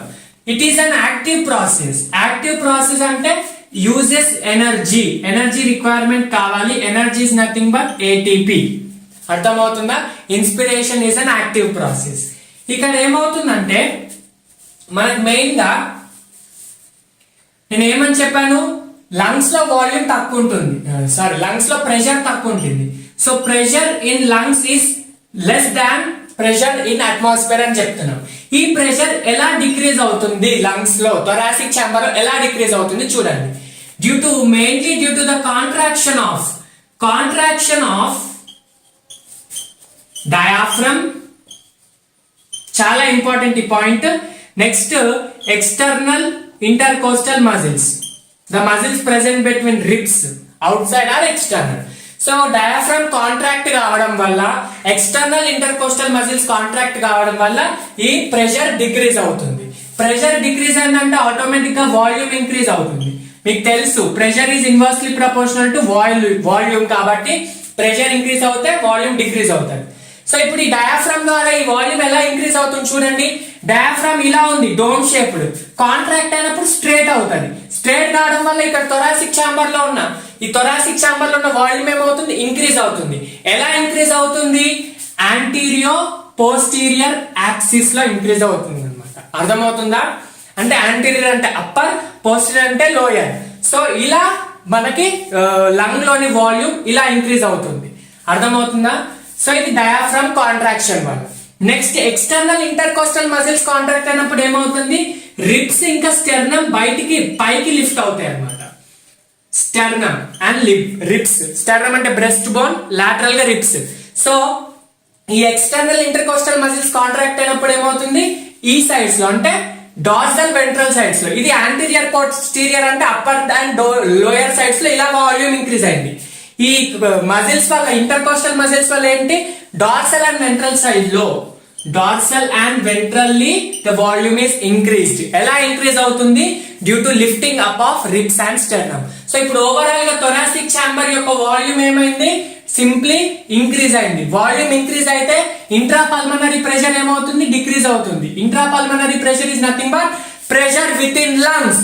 So pressure decreases. Pressure decrease అయినప్పుడు బయట అట్మాస్ఫియర్ లో ఆక్సిజన్ యొక్క ప్రెషర్ అంటే గ్యాసెస్ యొక్క ప్రెషర్ ఎక్కువ ఉంది, లోపల లంగ్స్ లో తక్కువ ఉంది. కాబట్టి ఏమవుతుంది? Diffusion of gas from atmosphere to lungs, higher concentration from atmosphere to lower concentration of lungs. ఆ డిఫ్యూజన్ కావడం వల్ల ఎయిర్ ని మనం బ్రీత్ చేస్తున్నాం. అన్న కొద్దీ ఇన్హేల్ అవుతుంది. Inhaling of, breathing off or breathing in of atmospheric gases is due to decreased pressure or increased volume in lungs. So అలా వాల్యూమ్ ఇంక్రీజ్ కావడం వల్ల బయట ఉన్న ఎయిర్ లోపలికి వస్తుంది. సో దీనికి మనం ఏదైతే బ్రీత్ చేస్తున్నామో ఆ బ్రీతింగ్ కి ఎనర్జీ కావాలి కాబట్టి it's an active process. Very important 5 points. First diaphragm and external intercostal muscles contract అవుతాయి. డయాఫ్రమ్ కాంట్రాక్ట్ అయినప్పుడు ఏమవుతుంది, యాంటీరియర్ పోస్టీరియర్ యాక్సిస్ లో వాల్యూమ్ ఇంక్రీజ్ అవుతుంది. ఎక్స్టర్నల్ ఇంటర్కోస్టల్ మజిల్స్ కాంట్రాక్ట్ అయినప్పుడు రిబ్స్ అండ్ స్టెర్నమ్ లిఫ్ట్ అయిపోయి డార్సో వెంట్రల్ యాక్సిస్ లో మనకి volume increase అవుతుంది. ఓవరాల్ గా వాల్యూమ్ ఇంక్రీజ్ అవుతుంది, ప్రెషర్ డిక్రీజ్ అవుతుంది, hire to lower pressure air in వస్తుంది. సో ఇలా మన బయట ఉన్న ఎయిర్ అనేది లోపలికి వస్తుంది. This is mechanism of inspiration. అర్థమవుతుందా? దీనికి క్వైట్ ఆపోజిట్ గా మెకానిజం ఆఫ్ ఎక్స్పిరేషన్ ఉంటుంది. ఏంటో చూడండి, సింపుల్. ఇన్స్పిరేషన్ అర్థమైతే ఎక్స్పిరేషన్ కూడా అర్థమవుతుంది. Mechanism of expiration. ఎక్స్పిరేషన్ అంటే ఏంటి? Breathe out, breathe out or exhaling. ఇక్కడ ఏమవుతుందంటే ప్రెషర్ ఇన్సైడ్ లంగ్స్ అంటే intrapulmonary pressure is higher than atmospheric pressure. Atmosphere లో ప్రెషర్ లో ఉంటది, ఇంట్రాపల్మనరీ ప్రెషర్ హై ఉంటది. ప్రెషర్ హై ఉంటే వాల్యూమ్ ఏమవుతుంది? డిక్రీజ్ అవుతుంది, డిక్రీజ్ అవుతుంది. So higher pressure to lower pressure, lungs లో హయ్యర్ ప్రెషర్, బయట lower pressure. So gas high to low మనకి ఎక్సైల్ అవుతుంది. ఇంతకు ముందు కూడా హై టు లోనే, కాకపోతే అది అట్మాస్ఫియర్ కి హై, లంగ్స్ కి లో. ఇక్కడ లంగ్స్ కి హై, అట్మాస్ఫియర్ కి లో. ఇక్కడ వాల్యూమ్ ఎలా డిక్రీజ్ అవుతుందో చూడండి.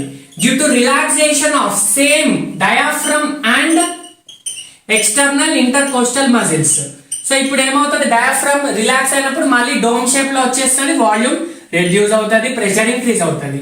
External intercostal muscles volume reduce చేశాయి. ఎలా? ఇంతకు ముందు లిఫ్ట్ అప్ చేశాయి కదా, ఇప్పుడు లిఫ్ట్ డౌన్ చేస్తాయి. There is ribs and sternum. అర్థమవుతుందా? నెక్స్ట్ ఇక్కడ ఇంకొక పాయింట్ ఏంటంటే డయాఫ్రమ్ యొక్క మజిల్స్ ని ప్రెనిక్ మజిల్స్ అంటారు. ఇక్కడ కోస్టల్ మజిల్స్ ఎలా అన్నాం, రిబ్స్ యొక్క మజిల్స్ ని కోస్టల్ మజిల్స్ ఎలాగో డయాఫ్రమ్ యొక్క మజిల్స్ ని ప్రెనిక్ మజిల్స్. నెక్స్ట్ ఇంపార్టెంట్ పాయింట్ ఏంటంటే ఇది పాసివ్ ప్రాసెస్. నువ్వు ఎప్పుడైనా ఇన్హేల్ చేసినప్పుడు ఎనర్జీ కావాలి అన్నప్పుడు ఎనర్జీ కావాలి, వదులుతున్నప్పుడు నార్మల్ గా వదిలేస్తావు, ఎనర్జీ యూజ్ చేయవు. కాబట్టి ఇది passive process without involvement of ATP అన్నమాట. అర్థమవుతుందా? సో ఓవరాల్ ఇక్కడ ఏమైంది, నీకు వాల్యూమ్ డిక్రీజ్ అయింది. వాల్యూమ్ డిక్రీజ్ అయితే ప్రెషర్ ఏమవుతుంది? ఇంక్రీజ్ అవుతుంది. సో ఇంట్రాపల్మనరీ ప్రెషర్ ఇంక్రీజ్డ్ కాబట్టి from lungs to outside gas exhale అవుతుంది. అర్థమవుతుందా? కండిషన్స్ ఏంటి ఇక్కడ? Breathe out, lungs pressure higher, relaxation of diaphragm and external costal muscles, passive process. Very important. ఇలా మనము breathing in and breathing out చేస్తాం. అయితే human beings normal గా ఏం చేస్తారంటే, human beings per minute 60 seconds లో 12 to 16 టైమ్స్ ఇలా జరుగుతుంది అనమాట. 12 to 16 టైమ్స్ బ్రీతింగ్ జరుగుతుంది. అంటే both exhaling and inhaling 12 to 16 times చేస్తాము. సో ఈ 12 to 16 టైమ్స్ కాకుండా మనము మన ఓన్ గా కూడా మన లోపల ఉన్న ప్రెషర్ ని తీసుకోవచ్చు. అంటే మనం ఇన్హేలింగ్ ఎక్సేలింగ్ మన ఓన్ గా కూడా చేయొచ్చు. ఎగ్జాంపుల్ బ్రీతింగ్ ఎక్సర్సైజెస్, ప్రాణాయామ ఏదైతే ఉందో ఇది మన ఓన్ గా చేస్తున్నాం. నార్మల్ వాల్యూ కంటే మనం దాన్ని ఇంకా మన ఓన్ గా ఇన్హేల్ అండ్ ఎక్సేల్ చేస్తున్నాం. ఫాస్ట్ గా కూడా చేయొచ్చు, స్లోగా కూడా చేయొచ్చు. It depends upon the individual. అంటే కొందరికి ఏంటి, చిల్డ్రన్ కి ఫాస్ట్ బ్రీతింగ్ ఉంటుంది, కొందరు స్మోకింగ్ చేసే వాళ్ళకి ఫాస్ట్ బ్రీతింగ్ ఉంటుంది, ఆస్తమా పేషెంట్స్ కి ఫాస్ట్ బ్రీతింగ్ ఉంటుంది. మనం ఓన్ గా ఎక్సర్సైజెస్ చేసేటప్పుడు కూడా మనం బ్రీతింగ్ ని ఇన్హేల్ అండ్ ఎక్సేల్ చేయొచ్చు. సో ఇప్పుడు మనం ఓన్ గా మనం ఆల్టర్ చేసామనుకోండి ఎక్సేలింగ్ అండ్ ఇన్హేల్ ని, అప్పుడు డయాఫ్రమ్ ఇంకా ఎక్స్టర్నల్ ఇంటర్కోస్టల్ మజిల్స్ తో పాటు అబ్డామినల్ మజిల్స్ ఇన్వాల్వ్ అవుతాయి. Very important. అబ్డామినల్ అంటే స్టమక్ లో ఇక్కడ ఈ రీజియన్ లో ఏదైతే మజిల్స్ ఉంటాయో ఆ మజిల్స్ ద్వారా మనం ఎక్స్పిరేషన్ అండ్ ఇన్స్పిరేషన్ ని ఆల్టర్ చేసుకోవచ్చు. చూడండి, ఇలా అన్నప్పుడు ఓన్లీ ఏమవుతుంది, ఇక్కడ థొరాసిక్ ఛాంబర్ లో ఉన్న మజిల్స్ అన్నప్పుడు ఏమవుతుంది, అబ్డామినల్ మజిల్స్ ని ఇన్వాల్వ్ చేస్తున్నాం. Right? Science you need to do every action you need to perform, don't make humour of it. Okay, so this is about expiration and inspiration. So ఏంటి, human beings 12 to 16 times మనం breath చేయొచ్చు. So breathing rate ని measure చేసే device ని spirometer అంటారు. ఆ graph ఏదైతే వస్తుందో దాన్ని స్పైరోగ్రామ్ అంటారు. ఈ స్పైరోగ్రామ్ ని బేస్ చేసుకొని మనం లంగ్ కెపాసిటీస్, లంగ్ వాల్యూమ్స్ ని డిస్కస్ చేద్దాం. ఎన్సీఆర్టీ లో ఉన్నట్టు లంగ్ వాల్యూమ్స్, లంగ్ కెపాసిటీస్ చదవద్దు. స్పైరోగ్రామ్ వేస్తాను, దాన్ని బట్టి మీరు లంగ్ వాల్యూమ్స్, లంగ్ కెపాసిటీ చదివితే చాలా ఈజీగా సింపుల్ గా అర్థమవుతుంది. ఓకేనా?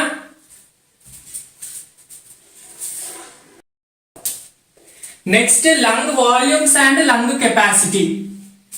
ఇది ఎన్సీఆర్టీలో లేదు, కాకపోతే ఈ గ్రాఫ్ తో అర్థం చేసుకుంటే మీరు ఆ ఫార్ములాలు, ఆ వాల్యూమ్స్ గుర్తు పెట్టుకోవాల్సిన అవసరం లేదు. వెరీ సింపుల్, వినండి. ఫస్ట్ లంగ్ వాల్యూమ్స్ చూద్దాం, తర్వాత లంగ్ కెపాసిటీస్ చూద్దాం. First lung volumes. ఫస్ట్ ఇది చూడండి. నార్మల్ గా ఫస్ట్ మీరు ఇదంతా దేంతో మెజర్ చేస్తున్నారు, ఎంత ఇన్స్పైర్ చేస్తున్నారు, ఎంత ఎక్స్పైర్ చేస్తున్నారు అనేది spirometer. It's a device to measure the rate of inspiration and expiration. Spirometer చూపించేది ఏంటి? గ్రాఫ్. ఈ గ్రాఫ్ ని స్పైరోగ్రామ్ అంటారు లేదా స్పైరోగ్రాఫ్ అంటారు. ఓకేనా? ఫస్ట్ వచ్చేసి నార్మల్ ఇన్స్పిరేషన్, నార్మల్ ఎక్స్పిరేషన్. చూడండి, నార్మల్ గా ఇన్స్పైర్ చేసావు, నార్మల్ గా ఎక్స్పైర్ చేసావు, ఏం ఫోర్స్ పెట్టట్లే, నీకున్న కెపాసిటీ తోటి నువ్వు ఇన్స్పైర్ చేసావు, ఎక్స్పైర్ చేసావు.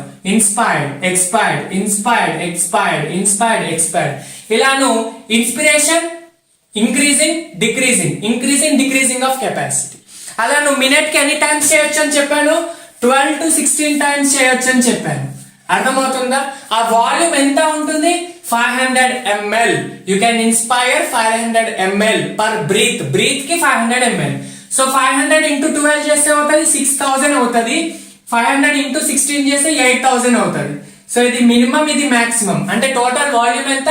6000 to 8000. నువ్వు నార్మల్ గా ఇన్స్పిరేషన్ ఇంత చేస్తావు, ఎక్స్పిరేషన్, ఇన్స్పిరేషన్, ఇన్స్పిరేషన్. ఓకే, ఇది నార్మల్ థింగ్. ఏంటి టైడల్ వాల్యూమ్ అంటే ఏంటి? టీవీ అంటే టైడల్ వాల్యూమ్. మీరు ఎన్సీఆర్టీ లో వీటి ఫుల్ ఫార్మ్స్ ఉంటాయి. Tidal volume is the amount of air inhale or exhale during normal inspiration or expiration is known as tidal volume. ఓకేనా? తర్వాత ఇది వచ్చేసింది కదా. తర్వాత నార్మల్ ఎక్స్పిరేషన్ అయిపోయింది, నార్మల్ ఇన్స్పిరేషన్ అయిపోయింది. ఇక్కడ వరకు నువ్వు బ్రీత్ చేసావు. తర్వాత నేను ఏం చెప్తున్నా అంటే నువ్వు ఫోర్స్ గా నీ ఎంత కెపాసిటీ ఉంటే అంతవరకు బ్రీత్ చేయ అంటున్నాడు. నేను ఫోర్స్ పెట్టి ఇంతవరకు బ్రీత్ చేశా. ఆ లిమిట్, ఈ లిమిట్ తర్వాత బ్రీత్ చేయలేము, ఈ లిమిట్ వరకు బ్రీత్ చేస్తాం. అంటే the forced inspiration, the amount of air inhaled for forced inspiration. Forced inspiration ద్వారా ఎంత అమౌంట్ ఆఫ్ ఎయిర్ ని నువ్వు తీసుకుంటున్నావో దాన్నే ఇన్స్పిరేటరీ రిజర్వ్ వాల్యూమ్ అంటున్నారు. అర్థమవుతుందా? Right everyone? చూడండి, ఈ టైడల్ వాల్యూమ్ కాకుండా నువ్వు ఎంత వరకు తీసుకుంటావు? ఈ లిమిట్ వరకు తీసుకుంటావు, ఈ లిమిట్ వరకు తీసుకుంటావు. దాన్ని ఇన్స్పిరేటరీ రిజర్వ్ వాల్యూమ్ అంటున్నారు. దాని వాల్యూమ్ ఎంత? 2500 to 3000 ml పర్ మినిట్. అర్థమవుతుంది? ఇది పర్ బ్రీత్. 6000 to 8000 అనేది పర్ మినిట్. సో ఇది కూడా 2500 to 3000 పర్ మినిట్. ఇంతవరకు నువ్వు ఇన్స్పైర్ చేయొచ్చు. మళ్ళీ నార్మల్ ఇన్స్పిరేషన్ కి వచ్చేసి, నార్మల్ బ్రీతింగ్ వచ్చేసి, టైడల్ వాల్యూమ్ కి వచ్చేసి, వచ్చిన తర్వాత నువ్వు ఎంత వరకు బ్రీత్ చేసావు చూడండి. ఈ లిమిట్ ఉందా? నార్మల్ ఇన్స్పిరేషన్ నుంచి ఫోర్స్ గా నువ్వు ఎంత వరకు ఎక్సైల్ చేస్తావు చూడండి. ఇది normal forced inspiratory reserve volume. Force expiratory reserve volume ఎంత పాయింట్ వరకు నువ్వు అక్కడ వరకు గాలిని రిలీజ్ చేస్తావో అంతవరకు రిలీజ్ చేసే, ఆ లిమిట్ పాయింట్ వరకు రిలీజ్ చేసేది ఏంటి? Expiratory reserve volume. The amount of air exhaled after forced expiration, during forced expiration ఏమంటాం? Expiratory reserve volume. దీని వాల్యూమ్ ఎంత? 1000 to 1100. ఇవి మాత్రం గుర్తు పెట్టుకోవాల్సిందే. సార్ ఓకే, నువ్వు ఎంత వరకు వదిలినా కూడా, ఎంత రిలీజ్ చేసినా కూడా లాస్ట్ కి లంగ్స్ లో కొంచెం వాల్యూమ్ ఆఫ్ ఎయిర్ అనేది మిగిలిపోయి ఉంటుంది. అర్థమవుతుందా? కొంచెం వాల్యూమ్ ఆఫ్ ఎయిర్ మిగిలిపోయి ఉంటుంది. అలా వాల్యూమ్ ఉండకపోతే లంగ్స్ కొలాప్స్ అయిపోతాయి. అసలు మొత్తం ఉన్న లంగ్స్ లో ఉన్న ఎయిర్ అంతా బయటికి తీసేస్తే లంగ్స్ లో వాక్యూమ్ నిండిపోయి ఉంటది. ఆ వాక్యూమ్ నిండిపోవడం వల్ల లంగ్స్ కొలాప్స్ అయిపోతుంది. అలా కొలాప్స్ కాకుండా లంగ్స్ ఉండాలి అంటే కొంచెం వాల్యూమ్ దాంట్లో రిసైడ్ అయి ఉండాలి కదా. దాన్నే రెసిడ్యువల్ వాల్యూమ్ అంటాం. రెసిడ్యువల్ వాల్యూమ్, రిసైడింగ్ వాల్యూమ్ అంటే the amount of air present even after forced expiration. దాన్ని ఏమంటారు? Even after forced expiration. That is known as residual volume. నువ్వు ఎంత బ్రీత్ చేసినా ఒక కొంత వాల్యూమ్ ఇక్కడ వరకు ఎక్సైల్ చేసినావు, ఈ పాయింట్ మిగిలింది కదా, సో దాన్ని రిజర్వ్ వాల్యూమ్ అంటారు. దాని అది ఎంత ఉంటుంది, 1100 to 1200 ఉంటుంది ml. అర్థమవుతుందా? ఇది లంగ్ వాల్యూమ్స్. ఈ లంగ్ వాల్యూమ్స్ ని బేస్ చేసుకొని నీ కెపాసిటీ ఎంత. ఈ వాల్యూమ్స్ తెలుసు కానీ నీ కెపాసిటీ మొత్తం ఎంత అని చూసుకోవాలి. ఫస్ట్ ఇన్స్పిరేటరీ కెపాసిటీ, నువ్వు ఎంత వరకు ఇన్స్పైర్ చేయగలుగుతావు, ఎంత. ఫస్ట్ నార్మల్ కి వచ్చేసేయి. కమ్ టు నార్మల్ వచ్చినప్పుడు నార్మల్ ఎక్స్పిరేషన్ అయిపోయిన తర్వాత ఆఫ్టర్ నార్మల్ ఎక్స్పిరేషన్ ఎంత వరకు ఇన్స్పైర్ చేయగలుగుతావు. అయిపోయింది, నార్మల్ ఎక్స్ప్రెషన్ అయిపోయింది. ఈ పాయింట్ వచ్చేసిన తర్వాత ఎంత వరకు ఇన్స్పైర్ జరుగుతావు చూడు. ఫస్ట్ టైడల్ ఇన్స్పిరేషన్, టైడల్ వాల్యూమ్ లో ఎంత ఇన్స్పైర్ చేస్తున్నావో, next up to inspiratory reserve volume maximum ఇంత చేస్తావు. ఇది ప్లస్ ఇవి రెండు మొత్తం ఇన్స్పిరేషన్ చేస్తున్నావు. అంటే total volume of air inspired you after normal expiration.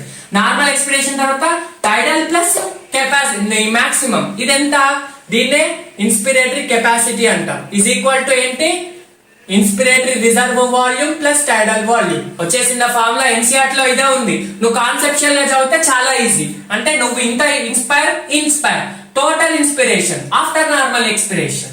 Similarly normal inspiration అయిపోయిన తర్వాత నువ్వు ఎంత వరకు ఎక్స్పైర్ చేయగలుగుతావు, ఎంత వరకు, ఈ ఎక్స్పిరేటరీ రిజర్వ్ వాల్యూమ్ వరకే చేస్తావు. నార్మల్ ఎక్స్పిరేషన్ టైడల్ వాల్యూమ్ తో పాటు నువ్వు ఎక్స్పిరేటరీ రిజర్వ్ వాల్యూమ్ తో చేస్తావు. రెసిడ్యువల్ వాల్యూమ్ కూడా ఎక్స్పైర్ చేయలేవు. అది ఎక్స్పైర్ చేస్తే నీ లంగ్స్ కొలాప్స్ అయిపోతే నువ్వు అక్కడికి ఫట్టు. నువ్వు ఏంటి, ఓన్లీ ఎక్స్పిరేటరీ రిజర్వ్ వాల్యూమ్ వరకే నువ్వు ఎక్స్పైర్ జరుగుతావు. మళ్ళీ నువ్వు ఫోర్స్ గా చేసినప్పుడు అప్పటికి స్టార్ట్ అవుతుంది. కాబట్టి only tidal volume plus expiratory reserve volume totally you can expire out, that is known as expiratory capacity. అర్థమవుతుందా? So expiratory capacity is equal to TV plus ERV. వీటి నంబర్ చూడండి. ఐఆర్వి ఎంత ఉంది మనకి, 2500 to 3000 ఉంది. Plus 500 వేసుకోండి, అప్పుడు ఎంత అవుతుంది, 3000 to 3500 అవుతుంది. ఇది చూడండి 1000 ఉంది, ప్లస్ 500 టైడల్ వాల్యూమ్ వేసుకుంటే 1500 to 2000 అవుతుంది. ఇది లంగ్ వాల్యూమ్స్, లంగ్ కెపాసిటీ. ఇంకా రెండు మిగిలినాయి, total lung capacity, vital capacity, functional residual volume. ఇవి గ్రాఫ్ తర్వాత కాకుండా డిస్కస్ చేద్దాం. అవి సింపుల్ గా చెప్పుకోవచ్చు. ఫస్ట్ ఇవి అర్థం చేసుకోండి. ఇవి వన్ టైం కి అర్థం కాకపోతే మళ్ళీ వీడియోని ఈ గ్రాఫ్ నుంచి స్టార్టింగ్ నుంచి వినండి. చాలా చాలా చాలా ఇంపార్టెంట్.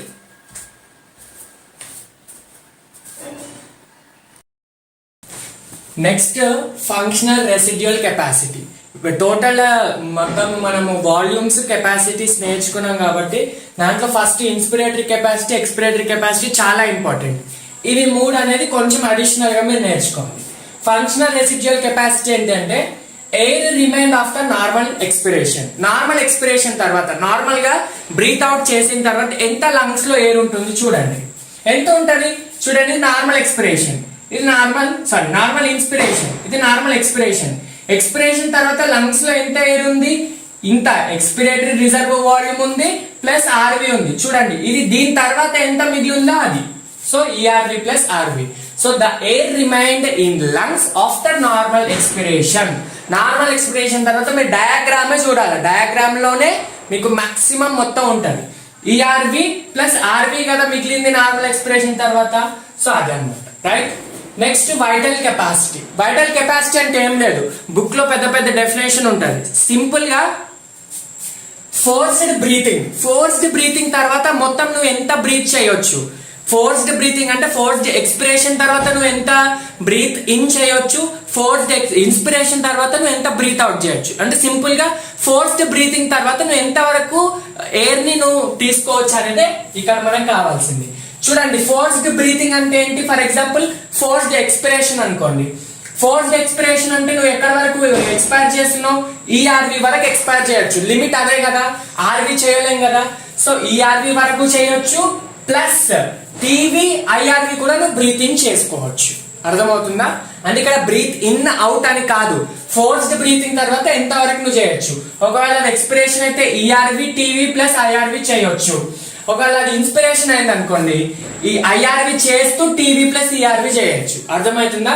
ఇన్స్పిరేటరీ రిజర్వ్ వాల్యూమ్ అంటే ఇంతవరకు నువ్వు మాక్సిమం బ్రీత్ చేసి ఇవి రెండు బ్రీత్ చేయొచ్చు. అంటే నీ కెపాసిటీ ఇంతే, దీన్ని నువ్వేం చేయలేవు.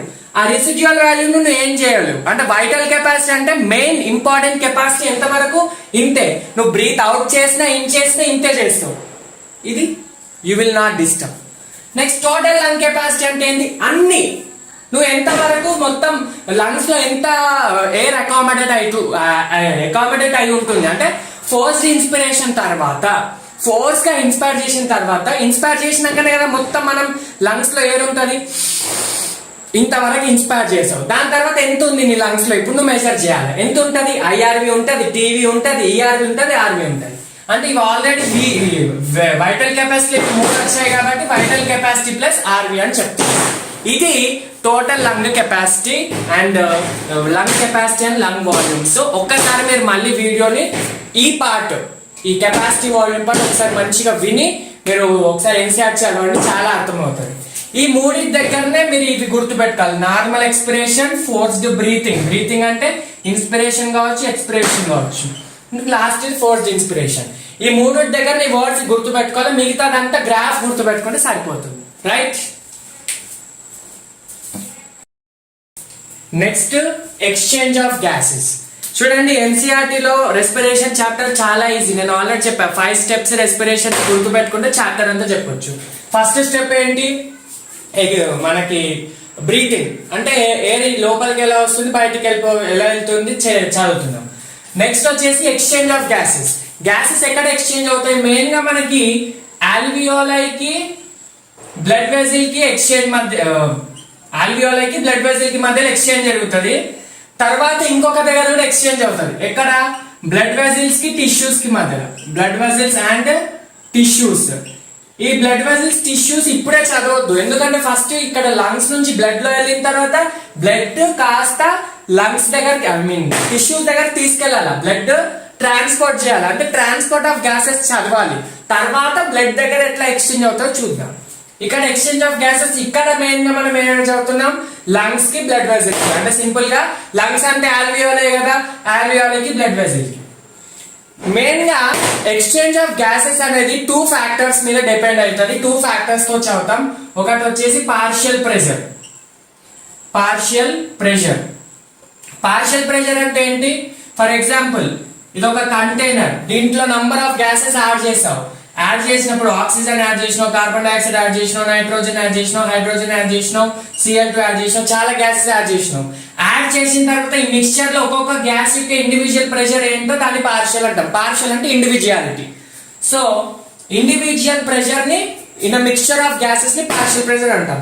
సో అలాగే మనం బ్రీత్ చేసినప్పుడు, మనం రెస్పిరేషన్ లో నార్మల్ గా బ్రీత్ చేసుకుంటున్నప్పుడు ఓన్లీ ఆక్సిజన్ రాదు, ఓన్లీ కార్బన్ డైఆక్సైడ్ రాదు, నైట్రోజన్ వస్తుంది, కార్బన్ డైఆక్సైడ్, కార్బన్ మోనాక్సైడ్. మన అట్మాస్ఫియర్ లో చాలా డిఫరెంట్ గ్యాసెస్ ఉంటాయి కదా, అవన్నీ వస్తాయి.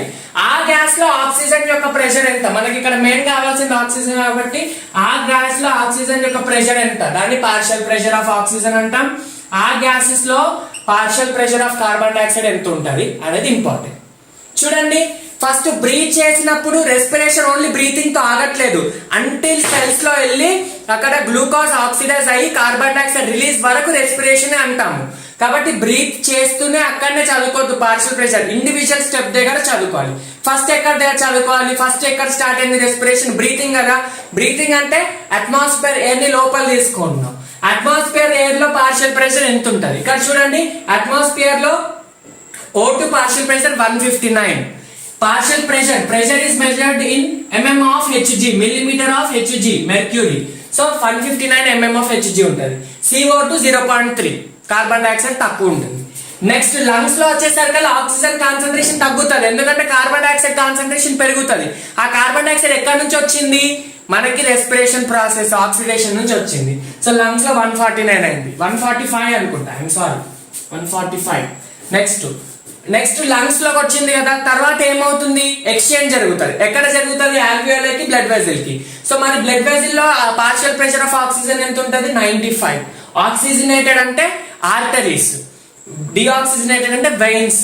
మళ్ళీ డిఆక్సిజనేటెడ్ లో అక్కడ నుంచి టిష్యూస్ కి వెళ్తారు. టిష్యూస్ దగ్గర మళ్ళీ టిష్యూస్ నుంచి హార్ట్ కి ఎవరు క్యారీ చేస్తారు, డిఆక్సిజనేటెడ్ వెయిన్స్ కదా, వెయిన్స్ లో 40 ఉంటాయి, టిష్యూస్ లో 40 ఉంటుంది.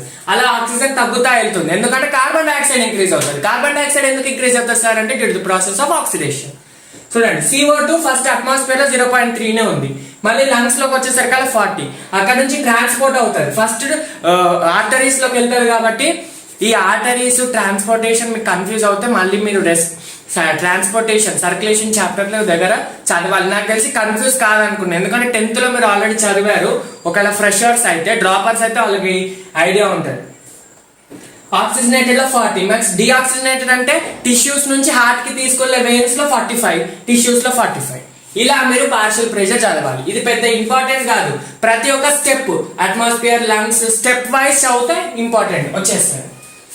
Next partial pressure, exchange of gases అనేది పార్షియల్ ప్రెషర్ కాకుండా ఇంకొకటి సాల్యుబిలిటీ మీద కూడా డిపెండ్ అవుతుంది. సాల్యుబిలిటీ అంటే amount of substance soluble in the solution. అంటే ఒక దాంట్లో ఇప్పుడు బ్లడ్ లో ఉంది, బ్లడ్ కదా మనకి ఇక్కడ సొల్యూషన్, బ్లడ్ లో ఎంత డిజాల్వ్ అవుతుంది, డిజాల్వ్ అవుతానే కదా ట్రాన్స్పోర్ట్ అవుతుంది. సో సాల్యుబిలిటీ దాని మీద కూడా డిపెండ్ అవుతుంది. జనరల్ గా ఏమవుతుంది అంటే కార్బన్ డైఆక్సైడ్ యొక్క సాల్యుబిలిటీ ఆక్సిజన్ కంటే చాలా ఎక్కువ ఉంటుంది. అంటే కార్బన్ డైఆక్సైడ్ సాల్యుబిలిటీ 1 ఉంది అనుకోండి, ఆక్సిజన్ 25 ఉంటుంది, అంటే 25 టైమ్స్ గ్రేటర్ ఉంటుంది కార్బన్ డైఆక్సైడ్. ఇప్పుడు నువ్వు బ్లడ్ లో కార్బన్ డైఆక్సైడ్ ని రిలీజ్ చేసావు అనుకో, అది తొందరగా ఈజీగా సాల్వ్ అవుతుంది ఆక్సిజన్ కంటే. అర్థమవుతుందా? So that is the reason. First partial pressure, next solubility. Next వచ్చేసి డిఫ్యూజన్ మెంబ్రెయిన్, చాలా ఇంపార్టెంట్. డిఫ్యూజన్ మెంబ్రెయిన్ ఎక్కడ? ఎక్స్చేంజ్ అంటే సింపుల్ గా డిఫ్యూజన్ అని చెప్పాను నేను ఇంతకు ముందే కదా. డిఫ్యూజన్ మెంబ్రెయిన్, మెంబ్రెయిన్ అంటే ఏంటి? ఎక్కడ డిఫ్యూజన్ జరుగుతుంది వాటి యొక్క మెంబ్రెయిన్స్ కావాలి మనకి. చూడండి ఇది చాలా ఇంపార్టెంట్, వెరీ ఈజీ. ఒకటి ఆల్వియోలైకి బ్లడ్ వెసల్ కి జరుగుతుంది, ఇంకోటి బ్లడ్ వెసల్ కి టిష్యూస్ కి మధ్యలో జరుగుతుంది ఎక్స్చేంజ్. సో ఫస్ట్ ఆల్వియోలై చదువుతున్నాం కాబట్టి ఆల్వియోలై కి సరౌండ్ చేసే ఎపిథీలియం ని స్క్వామస్ ఎపిథీలియం అంటాం. అది ఇన్వాల్వ్ అవుతుంది ఈ డిఫ్యూజన్ మెంబ్రెయిన్. ఇదంతా మెంబ్రెయిన్, ఇదంతా డిఫ్యూజన్ మెంబ్రెయిన్. దీంట్లో ఏమేమి ఉంటాయో చదువుతున్నాం. ఏమేమి ఉంటాయి చూడండి, ఈ చార్ట్ అరేంజ్ చేస్తున్నాను, ఇక్కడ రాస్తున్నాను.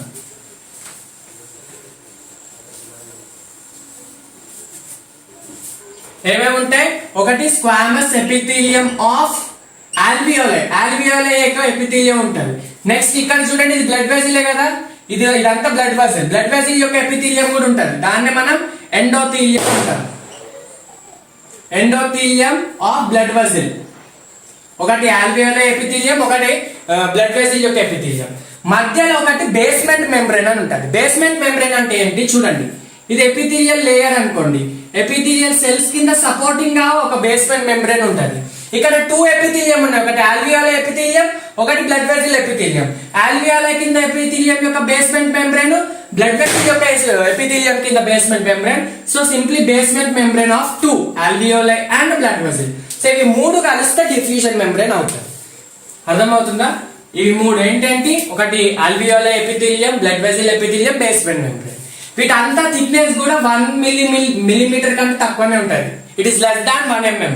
ఎన్సీఆర్ లో ఇచ్చారు లైన్. అర్థమవుతుందా? సో ఇవి 3 ఎందుకు కావాలంటే ఇక్కడనే కదా ఎక్స్చేంజ్ జరిగేది. సో ఇది ఎంత పల్చగా ఉంటే, ఎంత థిన్ గా ఉంటే అంత తొందరగా గ్యాసెస్ వెళ్ళిపోతాయి కాబట్టి అలా దానికి సపోర్ట్ చేస్తూ అలా ఉంటుంది అనమాట. అర్థమవుతుందా? ఎన్సీఆర్ లో ఒక డయాగ్రామ్ ఇస్తాడు, ఏంటి మనకి చూపిస్తా డయాగ్రామ్. చూడండి ఈ డయాగ్రామ్ ఇస్తారు. ఈ డయాగ్రామ్ ఏం లేదు, నేను ఇంతకు ముందు చెప్పిన చార్ట్, ఆ చార్టే ఈ డయాగ్రామ్. మంచిగా అర్థం చేసుకుంటే మీకు అర్థమైపోతుంది. నేను ఇంతకు ముందు చెప్పిన చార్ట్ స్టెప్ వైజ్ చదివితే ఈ డయాగ్రామ్ అర్థమవుతుంది. ఈ సిస్టమిక్ ఆర్టరీస్, సిస్టమిక్ వెయిన్స్ ఇప్పుడు అవసరం లేదు, మళ్ళీ మనం సర్క్యులేషన్ లో చదువుతాం. ఓకేనా? ఇది ఎక్స్చేంజ్ ఆఫ్ గ్యాసెస్. సో ఇక్కడ ఏమవుతుంది, గ్యాస్ ఎక్స్చేంజ్ అవుతుంది. ఎక్కడికి? ఆల్వియోల నుంచి బ్లడ్ వెసల్ కి అవుతుంది. బ్లడ్ వెసల్ లో వచ్చేసింది గ్యాసెస్. అది ఆక్సిజన్, కార్బన్ డైఆక్సైడ్ చెప్పలేము. గ్యాస్ అంటే మిక్స్చర్ ఆఫ్ డిఫరెంట్ ఉంటుంది కాబట్టి అట్మాస్ఫియర్ ఇక్కడికి వచ్చేసింది. ఇక్కడ నుంచి ఎక్కడికి వెళ్ళాలి? టిష్యూస్ కి వెళ్ళాలి, టిష్యూస్ సెల్స్ కి వెళ్ళాలి. సో ఇక్కడ ఏమవుతుంది, ఫస్ట్ టిష్యూస్ కి సెల్స్ కి వెళ్ళాలంటే ఫస్ట్ గ్యాసెస్ ట్రాన్స్పోర్ట్ కావాలి. అందుకే next topic transport of gases. అర్థమవుతుందా? నెక్స్ట్ ఏంటి? Transport of gases. Next transport of gases. నన్ను ఆల్రెడీ ఇప్పుడు లంగ్స్ లో నుంచి బ్లడ్ లోకి మన అట్మాస్ఫియరిక్ ఎయిర్ అయితే వచ్చేసింది. ఇప్పుడు దాన్ని అట్మాస్ఫియరిక్ అనొద్దు, ఆల్వియోలార్ ఎయిర్ అనాలి. ఎందుకు? ఆల్వియోలై నుంచి వచ్చింది కాబట్టి. మళ్ళీ ఇప్పుడు ఆల్వియోలై నుంచి అయింది బ్లడ్ కి వచ్చేసింది డిఫ్యూజన్ ద్వారా. డిఫ్యూజన్ అంటే higher concentration to lower concentration. ఆల్వియోలైలో 145 ఉంది, బ్లడ్ లో 90 ఉంది. సో హై టు లోనే కాబట్టి డిఫ్యూజన్ అనమాట. నెక్స్ట్ ఇప్పుడు ఏం కావాలి, బ్లడ్ నుంచి టిష్యూస్ కి వెళ్ళాలి. టిష్యూస్ లో కదా మెయిన్ ఆక్సిజన్ యొక్క పని, బ్లడ్ లో ఏం లేదు. సో టిష్యూస్ కి ట్రాన్స్పోర్ట్ కావాలి కాబట్టి అది ట్రాన్స్పోర్ట్ ఆఫ్ గ్యాసెస్. మెయిన్ గా మనకి 2 గ్యాసెస్ ఇంపార్టెంట్ కాబట్టి oxygen, next carbon dioxide. Oxygen ఎందుకు, ఆక్సిడేషన్ ఆఫ్ గ్లూకోజ్ కోసం కావాలి. కార్బన్ డైఆక్సైడ్ ఎందుకు, అక్కడ గ్లూకోజ్ ఆక్సిడైజ్ తర్వాత రిలీజ్ అయిన కార్బన్స్ బయటికి వెళ్ళిపోవాలి. సో బ్లడ్ లో ఎట్లా ట్రాన్స్పోర్ట్ అవుతుంది అనేది మెయిన్ ఇంపార్టెంట్. గ్యాసెస్ రెండు కూడా, ఆక్సిజన్ కూడా కార్బన్ డైఆక్సైడ్ కూడా బ్లడ్ తోటే ట్రాన్స్పోర్ట్ అవుతాయి. కానీ బ్లడ్ లో దేని హెల్ప్ తో ట్రాన్స్పోర్ట్ అవుతుంది మెయిన్ ఇంపార్టెంట్. చూడండి, బ్లడ్ లో ఆర్బీసీ ఉంటది, డబ్ల్యూబీసీ ఉంటది, ప్లేట్లెట్స్ ఉంటాయి, బ్లడ్ ప్లేట్లెట్స్, థ్రాంబోసైట్స్ అంటారు, దీని ప్లాస్మా కూడా ఉంటది. కానీ మనకి ఆక్సిజన్ ని కార్బన్ డైఆక్సైడ్ ట్రాన్స్పోర్ట్ కోసం డబ్ల్యూబీసీ ఇంకా ప్లేట్లెట్స్ యూస్ కావు, ఓన్లీ ఆర్బీసీ తో ప్లాస్మాతో ట్రాన్స్పోర్ట్ అవుతాయి. మోస్ట్లీ ఆర్బీసీ, చాలా కొంతవరకు ప్లాస్మా. ఆక్సిజన్ చూడండి, 97% ఆక్సిజన్ ఆర్బీసీ హెల్ప్ తోటి, ఆర్బీసీ తో బైండ్ అయ్యి దాంతో అటాచ్ అయ్యి ట్రాన్స్పోర్ట్ అయ్యి టిష్యూస్ దగ్గర డెలివర్ అవుతుంది.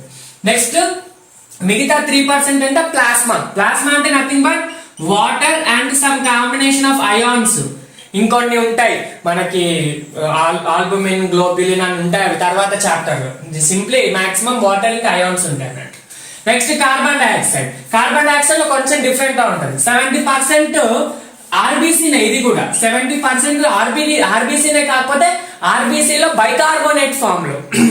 బైకార్బోనేట్ అంటే తెలుసు కదా, H2CO3 ని బైకార్బోనేట్ అంటాము.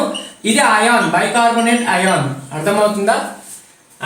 సో ఈ ఫామ్ లో ట్రాన్స్పోర్ట్ అవుతుంది. నెక్స్ట్ వచ్చేసి 20 to 25% ఆర్బీసీ, ఇక్కడ 97 కాబట్టి ఇక్కడ 20 to 25. నెక్స్ట్ మిగతా 7% ప్లాస్మా.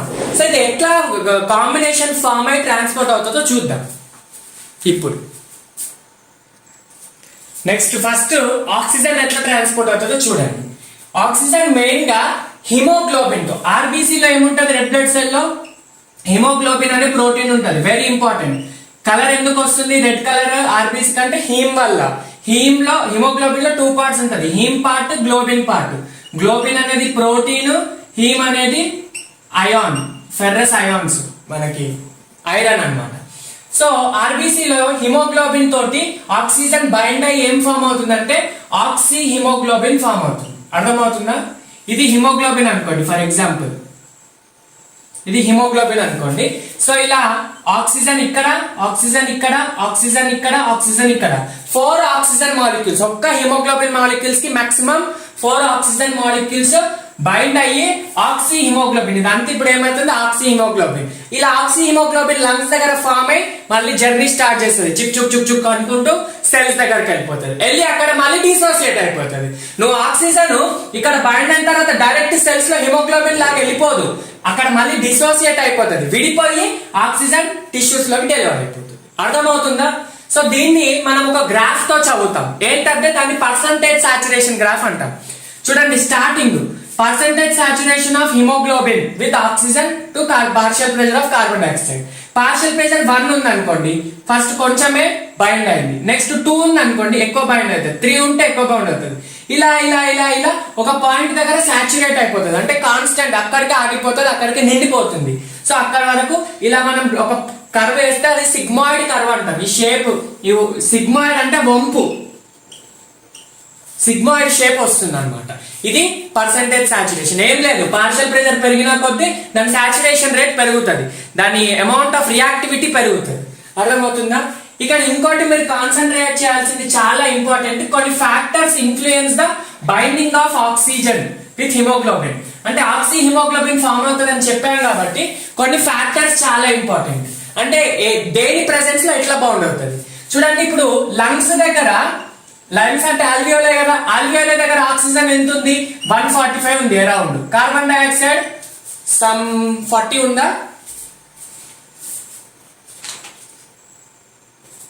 40 రైట్, 40 ఉంది కదా. చూడండి ఇప్పుడు మరి ఆక్సిజన్, హిమోగ్లోబిన్ దగ్గర ఆక్సిజన్ ఎక్కువ ఉంది కాబట్టి హిమోగ్లోబిన్ ఆక్సిజన్ తో బైండ్ అవుతుంది. సో ఆల్వియోలై దగ్గర oxygen binds to haemoglobin form oxy haemoglobin, ఇది ఓకే. చూడండి ఆక్సీ హిమోగ్లోబిన్ ఎప్పుడు ఫామ్ అవుతుంది, 3 కండిషన్స్. ఒకటి కార్బన్ డైఆక్సైడ్ లో ఉన్నప్పుడు, అంటే partial pressure of carbon dioxide లో ఉండాలి. నెక్స్ట్ హైడ్రోజన్ అయాన్స్ తక్కువ ఉండాలి, H+ అయాన్స్ అక్కడ తక్కువ ఉండాలి. థర్డ్ వచ్చేసి టెంపరేచర్ తక్కువ ఉండాలి. టెంపరేచర్ ఇవి మూడు, కార్బన్ డైఆక్సైడ్, H+ టెంపరేచర్, ఇవి మూడు తక్కువ ఉన్నప్పుడు ఆక్సి హిమోగ్లోబిన్ ఫార్మేషన్ ఫేవర్ అవుతుంది. ఇది మూడు ఎక్కువ ఉన్నాయి అనుకోండి, కార్బన్ డైఆక్సైడ్ ఎక్కువ, H+ ఎక్కువ, టెంపరేచర్ ఎక్కువ ఉంది అనుకోండి, అప్పుడు ఆక్సిజన్ హిమోగ్లోబిన్ డిసోసియేషన్ ఫేవర్ అవుతుంది. ఫార్మేషన్ అంటే రియాక్టివిటీ, డిసోసియేషన్ అంటే విడిపోవడం, విడిపోయి టిష్యూస్ దగ్గర డెలివర్ అవుతుంది. చూడండి లంగ్స్ దగ్గర ఇలా జరుగుతుంది, విడిపోవడం ఎక్కడ జరుగుతుంది?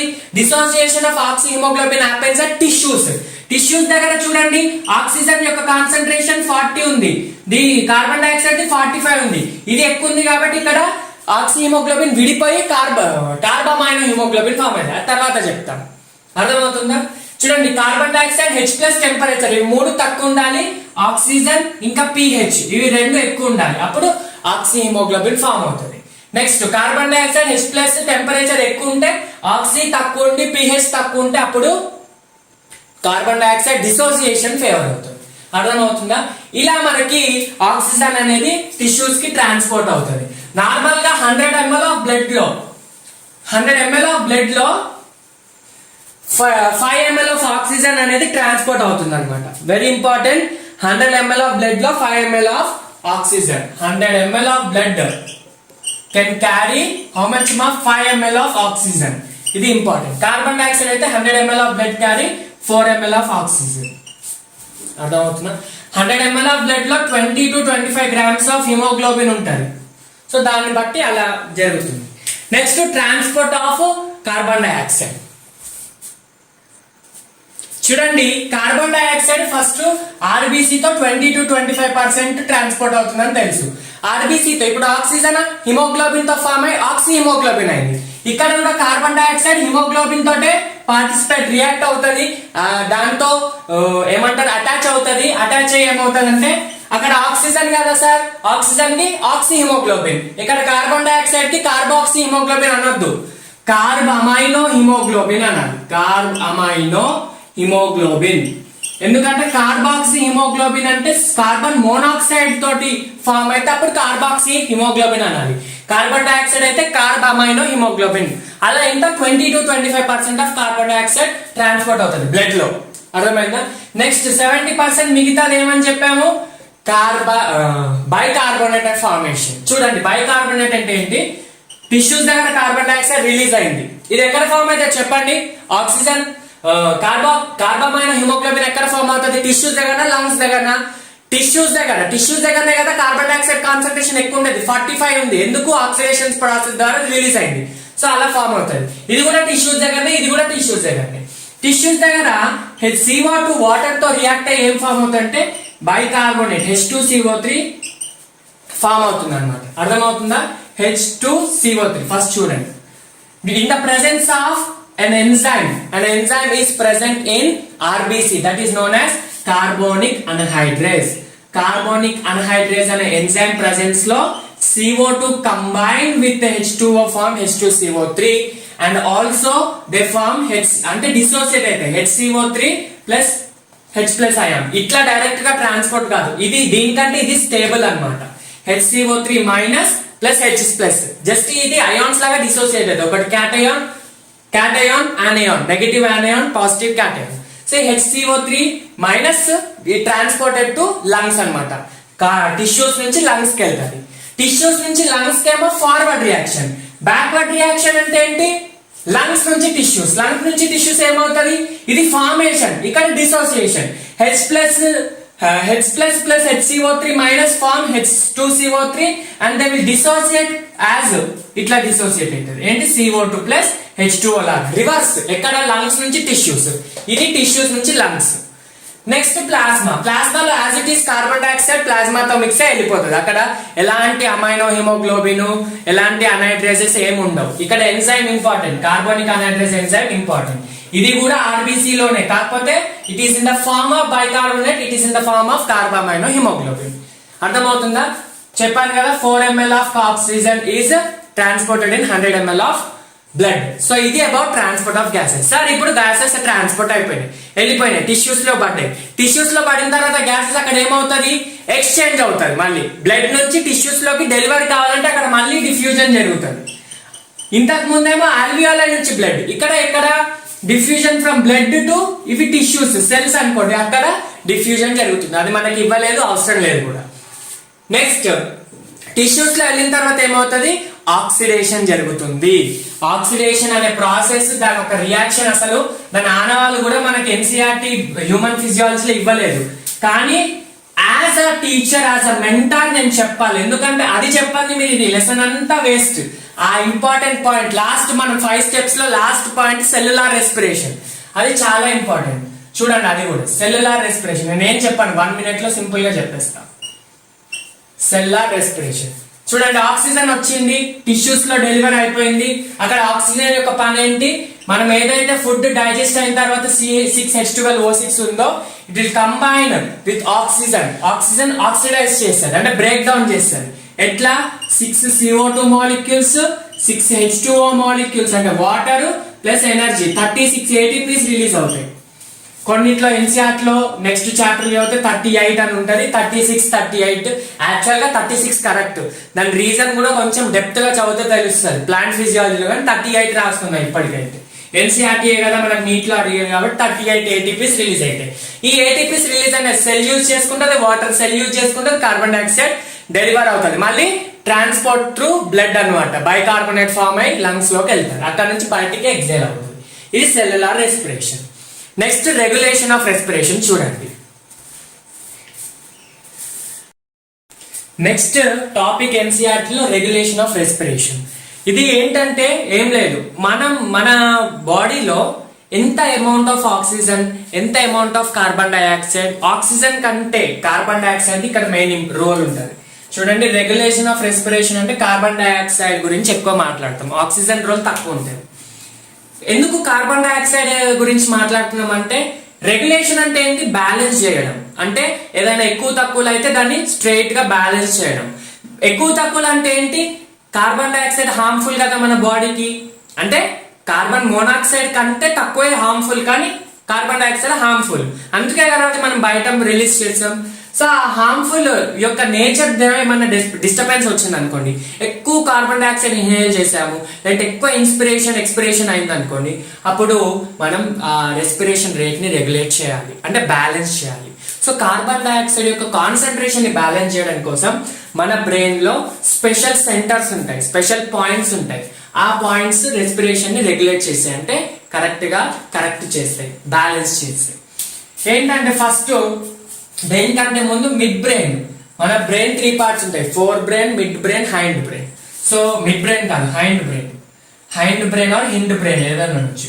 హిండ్ బ్రెయిన్ లో లాస్ట్ పార్ట్ ఆఫ్ బ్రెయిన్ లో 3 ఉంటాయి, 3 regions: medulla region or medulla oblongata, pons varolii region, cerebellum region. Medulla, pons varolii, cerebellum. So cerebellum కి రెస్పిరేషన్ కి ఎక్కువ సంబంధం ఉండదు, మెడుల్లాకి చాలా సంబంధం ఉంటుంది, పాన్స్ వైరోలికి ఎక్కువ సంబంధం ఉంటుంది. మెడుల్లాలో ఒక సెంటర్ ఉంటుంది, specific centre called respiratory rhythmic centre. Rhythms అంటే ఏంటి, రిథమ్స్ అంటే అప్స్ అండ్ డౌన్స్. ఆ అప్స్ అండ్ డౌన్స్ ని క్లియర్ చేయడానికి, ఆ డైనమిక్ నేచర్ ని క్లియర్ చేయడానికి రిథమిక్ అంటే respiratory rhythmic centre is present in medulla region. ఇది ఏం చేస్తుందంటే, ఏమైనా మన రెస్పిరేషన్ ఏదైనా తేడా వస్తే ఈ సిగ్నల్, ఈ సెంటర్ బ్యాలెన్స్ చేస్తుంది. ఎలా, న్యూరల్ సిగ్నల్స్ ద్వారా, నర్వ్ సిగ్నల్స్ ద్వారా రెస్పిరేషన్ ఈ బ్రెయిన్ నుంచి లంగ్స్ లోకో లేదంటే అక్కడ ఆల్వియోలై దగ్గరకు సిగ్నల్ పంపి బ్యాలెన్స్ చేస్తుంది. ఇంకోటి ఏంటంటే న్యూమోటాక్సిక్ సెంటర్ ఉంటుంది. చూడండి, అసోసియేషన్ ఇక్కడ కాదు, ఓన్లీ ఇవి రెండింటికి అసోసియేషన్. న్యూమోటాక్సిక్ సెంటర్ అంటే ఏంటి, న్యూమో అంటే లంగ్స్, టాక్సిక్ అంటే ఏంటి, ఇంక్రీజ్డ్ హార్మ్ఫుల్ నేచర్ అన్నమాట. సో లంగ్స్ లో ఏదైనా హార్మ్ఫుల్ అంటే, మనం ఏదైనా ఇన్స్పిరేషన్ ఎక్కువ చేసామనుకోండి, ఎక్కువ దమ్ముతోటి ఎక్కువ స్పీడ్ గా ఇన్స్పైర్ చేస్తే అప్పుడు కార్బన్ డైఆక్సైడ్ కాన్సన్ట్రేషన్ కూడా పెరిగిపోతుంది. మనకి బాడీలో ఆక్సిజన్ తగ్గిపోయి కార్బన్ డైఆక్సైడ్ కాన్సన్ట్రేషన్ పెరిగిపోతుంది. సో అలా ఇన్స్పిరేషన్ రేట్ ని తగ్గించడానికి న్యూమోటాక్సిక్ సెంటర్ హెల్ప్ చేస్తుంది. ఈ సెంటర్ ఎక్కడ ఉంది, పాన్స్ వైరాలిలో ఉంది. Pneumotaxic centre helps in the reduction of inspiration rate. Respiration లో ఇన్స్పిరేషన్ రేట్ ని తగ్గిస్తుంది న్యూమోటాక్సిక్ సెంటర్. ఇది ఇండివిజువల్ గా. ఇక్కడ పెద్ద క్రౌన్ ఎందుకు పెట్టాను? కింగ్, ఇదే కింగ్, ఇది క్వీన్, ఇది కొంచెమే హెల్ప్ చేస్తుంది, మెయిన్ హెల్ప్ చేస్తుంది అనమాట. కింగ్ యొక్క చిన్న నేచర్, ఇది పెద్ద nature. Next chemo sensitive area. Chemo sensitive area కూడా దీంతో అసోసియేట్ అవుతుంది, మెడుల్లాలోని రెస్పిరేటరీ రిథమిక్ సెంటర్ తో అసోసియేట్ అవుతుంది. ఇదేం చేస్తుంది? కీమో అంటే కెమికల్, సెన్సిటివ్ అంటే ఏంటి? ఏదైనా ఎక్కువ నేచర్ అయితే అది సెన్సిటివ్, అది యాక్టివేట్ అయిపోయి రెగ్యులేట్ చేస్తుంది. సింపుల్ గా కార్బన్ డైఆక్సైడ్, ఇక్కడ కెమికల్ ఏం లేదు, కార్బన్ డైఆక్సైడ్ కి సెన్సిటివ్ ఉంటుంది. ఎక్కువ కార్బన్ డైఆక్సైడ్ కాన్సన్ట్రేషన్ ఇంక్రీజ్ అనుకోండి బ్లడ్ లో, అది హార్మ్ఫుల్ కదా, అప్పుడు బ్లడ్ వెజల్స్ నుంచి మన బ్రెయిన్ కి సిగ్నల్ వెళ్తుంది మెడుల్లాలో. ఇది ఏం చేస్తుంది? కీమో సెన్సిటివ్ ఏరియాకి సిగ్నల్ పంపుతుంది. కీమో సెన్సిటివ్ ఏరియాకి పర్మిషన్ అడుగుతుంది, పర్మిషన్ కాదు మెసేజ్ పంపుతుంది అనమాట. ఏంటి? కీమో సెన్సిటివ్ ఏరియాకి మెసేజ్ పంపుతుంది. ఏమని? కార్బన్ డైఆక్సైడ్ కాన్సన్ట్రేషన్ బ్లడ్ వెజిల్ లో ఇంక్రీజ్ అయిపోయింది, పోయి ఏదైనా హెల్ప్ చేయాలంటే ఏం చేస్తారు? అప్పుడు respiratory rhythmic centre carbon dioxide concentration తగ్గిపో అని సిగ్నల్ పంపుతుంది. ఎక్కడికి? బ్లడ్ వెజిల్ కి, అల్వియోలకి. నెక్స్ట్ ఇంకా ఒకవేళ carbon dioxide H+ concentration main important కదా, ఇక్కడ carbon dioxide H+ concentration increase అయింది అనుకోండి, ఇంకొకటి ఇక్కడ ఇంపార్టెంట్ అంటే రిసెప్టార్స్. రిసెప్టార్స్ అంటే సెన్సరీ పాయింట్స్. ఆ సెన్సరీ పాయింట్స్ దగ్గర సిగ్నల్ పోతుంది. ఎక్కడ ఉంటాయి ఆ రిసెప్టార్స్? అయోటిక్ ఆర్క్, అంటే హార్ట్ లోని సిస్టమిక్ ఆర్క్, సిస్టమిక్ అయోట్ అని అయోటిక్ ఆర్క్ అంటాం. నెక్స్ట్ కెరోటిడ్ ఆర్క్, కెరోటిడ్ అంటే నెక్ లోని ఆర్టరీస్. సో దీంట్లో రిసెప్టార్స్ ఉంటాయి. ఆ రిసెప్టార్స్ కి తెలిసిపోతుంది కార్బన్ డైఆక్సైడ్ కాన్సన్ట్రేషన్ పెరిగిందనుకో, అప్పుడు కూడా ఏం చేస్తుంది? రెస్పిరేటరీ రిథమిక్ సెంటర్ కి మెసేజ్ పంపుతుంది. ఇది మళ్ళీ అక్కడ నుంచి ఇంటర్న్ గా మనకి రిప్లై ఇచ్చేస్తుంది అనమాట. ఇది ఇలా రెగ్యులేట్ అవుతుంది. సో రోల్ ఆఫ్ ఆక్సిజన్ ఇక్కడ ఏం లేదు, కార్బన్ డైఆక్సైడ్ రోలే చాలా ఉంది. ఇలా రెగ్యులేషన్ ఆఫ్ రెస్పిరేషన్ అనమాట. అర్థమవుతుందా? Very important. సో ఇది రెస్పిరేషన్ చాప్టర్. కాకపోతే ఇంకో చిన్న టాపిక్ ఉంది, డిజార్డర్స్, అది కూడా చదివేద్దాం. 5 minutes topic. Next respiratory disorders అంటే రెస్పిరేషన్ సిస్టమ్ లో ఏమైనా చేంజెస్ వస్తే అక్కడ దానికి అసోసియేట్ అయిన ఆర్గన్స్ లో ట్రేకియా, బ్రాంకై, బ్రాంకియోల్స్, అల్వియోలై, దాంట్లో ఏమైనా డిస్టర్బెన్సెస్ వస్తే మనకి డిజార్డర్స్ అంటే డిసీజెస్ వస్తాయి. చాలా ఇంపార్టెంట్. నీటిలో నుంచి డెఫినెట్ గా ఒకవేళ క్వశ్చన్ అడిగితే ఈ రీజియన్ నుంచి కంపల్సరీ అడుగుతాడు. ఇంకా ఇంతకు ముందు చెప్పిన ట్రాన్స్పోర్ట్ ఆఫ్ గ్యాసెస్ నుంచి డెఫినెట్ గా అడుగుతాడు. 2 అయితే డెఫినెట్ గా వస్తాయి రెస్పిరేషన్ చాప్టర్ నుంచి. కాబట్టి ఇవి ఇంత 2 minutes టాపిక్ చదివితే కానీ కంపల్సరీ క్వశ్చన్ వస్తుంది. సో మీరు ఒక్కొక్క లైన్ కూడా నెగ్లెక్ట్ చేయరు. First asthma. ఆస్తమా గురించి విన్నే ఉంటారు. ఆస్తమా పేషెంట్స్ అంటే వాళ్ళకి దమ్ము ఎక్కువగా వస్తుంది, కొంచెం నడవగానే, కొంచెం లేవగానే, కొంచెం వాకింగ్ చేయగానే. ఎందుకు ఆస్తమా వస్తుందంటే due to inflammation of bronchi and bronchioles. మన బ్రాంకియోల్స్ ఉన్నాయి కదా, ట్రేకియా బ్రాంచెస్, ఆ బ్రాంచెస్ లో ఇన్ఫ్లమేషన్ వస్తుంది. ఇన్ఫ్లమేషన్ అంటే మంట, నొప్పి, పెయిన్. సో ఆ ఇన్ఫ్లమేషన్ ద్వారా ఆస్తమా ఎఫెక్ట్ అవుతుంది, వాళ్ళకి డిసీజ్ వస్తుంది అనమాట. Just simple cause. అర్థమవుతుందా? Next disease emphysema. Emphysema general గా స్మోకర్స్ లో వస్తుంది అనమాట, సిగరెట్ స్మోకర్స్ లో వస్తుంది. ఎందుకంటే వీళ్ళు స్మోక్ చేయడం వల్ల ఏమవుతుందంటే ఆల్వియోలై ఉన్న లంగ్ సాక్స్, ఆ లంగ్ సాక్స్ లో మొత్తం ఆ స్మోక్ వల్ల మొత్తం అక్కడ డిపాజిట్ అయిపోతుంది, మొత్తం కార్బన్ అంతా డిపాజిట్ అయిపోతుంది. అక్కడ డిపాజిట్ అయిపోయి ఏమవుతుందంటే ఆల్వియోలై సర్ఫేస్ అంతా తగ్గుతుంది. చూడండి, ఇది ఆల్వియోలై అనుకోండి, ఇక్కడ అంతా నీకు స్మోక్ నిండిపోయింది, ఇక్కడ అంతా మొత్తం నీవు బ్లాక్ అంతా ఫామ్ అయిపోయింది. ఈ ఫామ్ అవడం వల్ల ఏమవుతుంది? జస్ట్ ఎక్స్చేంజ్ ఆఫ్ గ్యాసెస్ కి కొంచెమే స్పేస్ మిగిలింది, రెస్పిరేటరీ సర్ఫేస్ తగ్గిపోయింది. తగ్గిపోవడం వల్ల ఏమవుతుంది?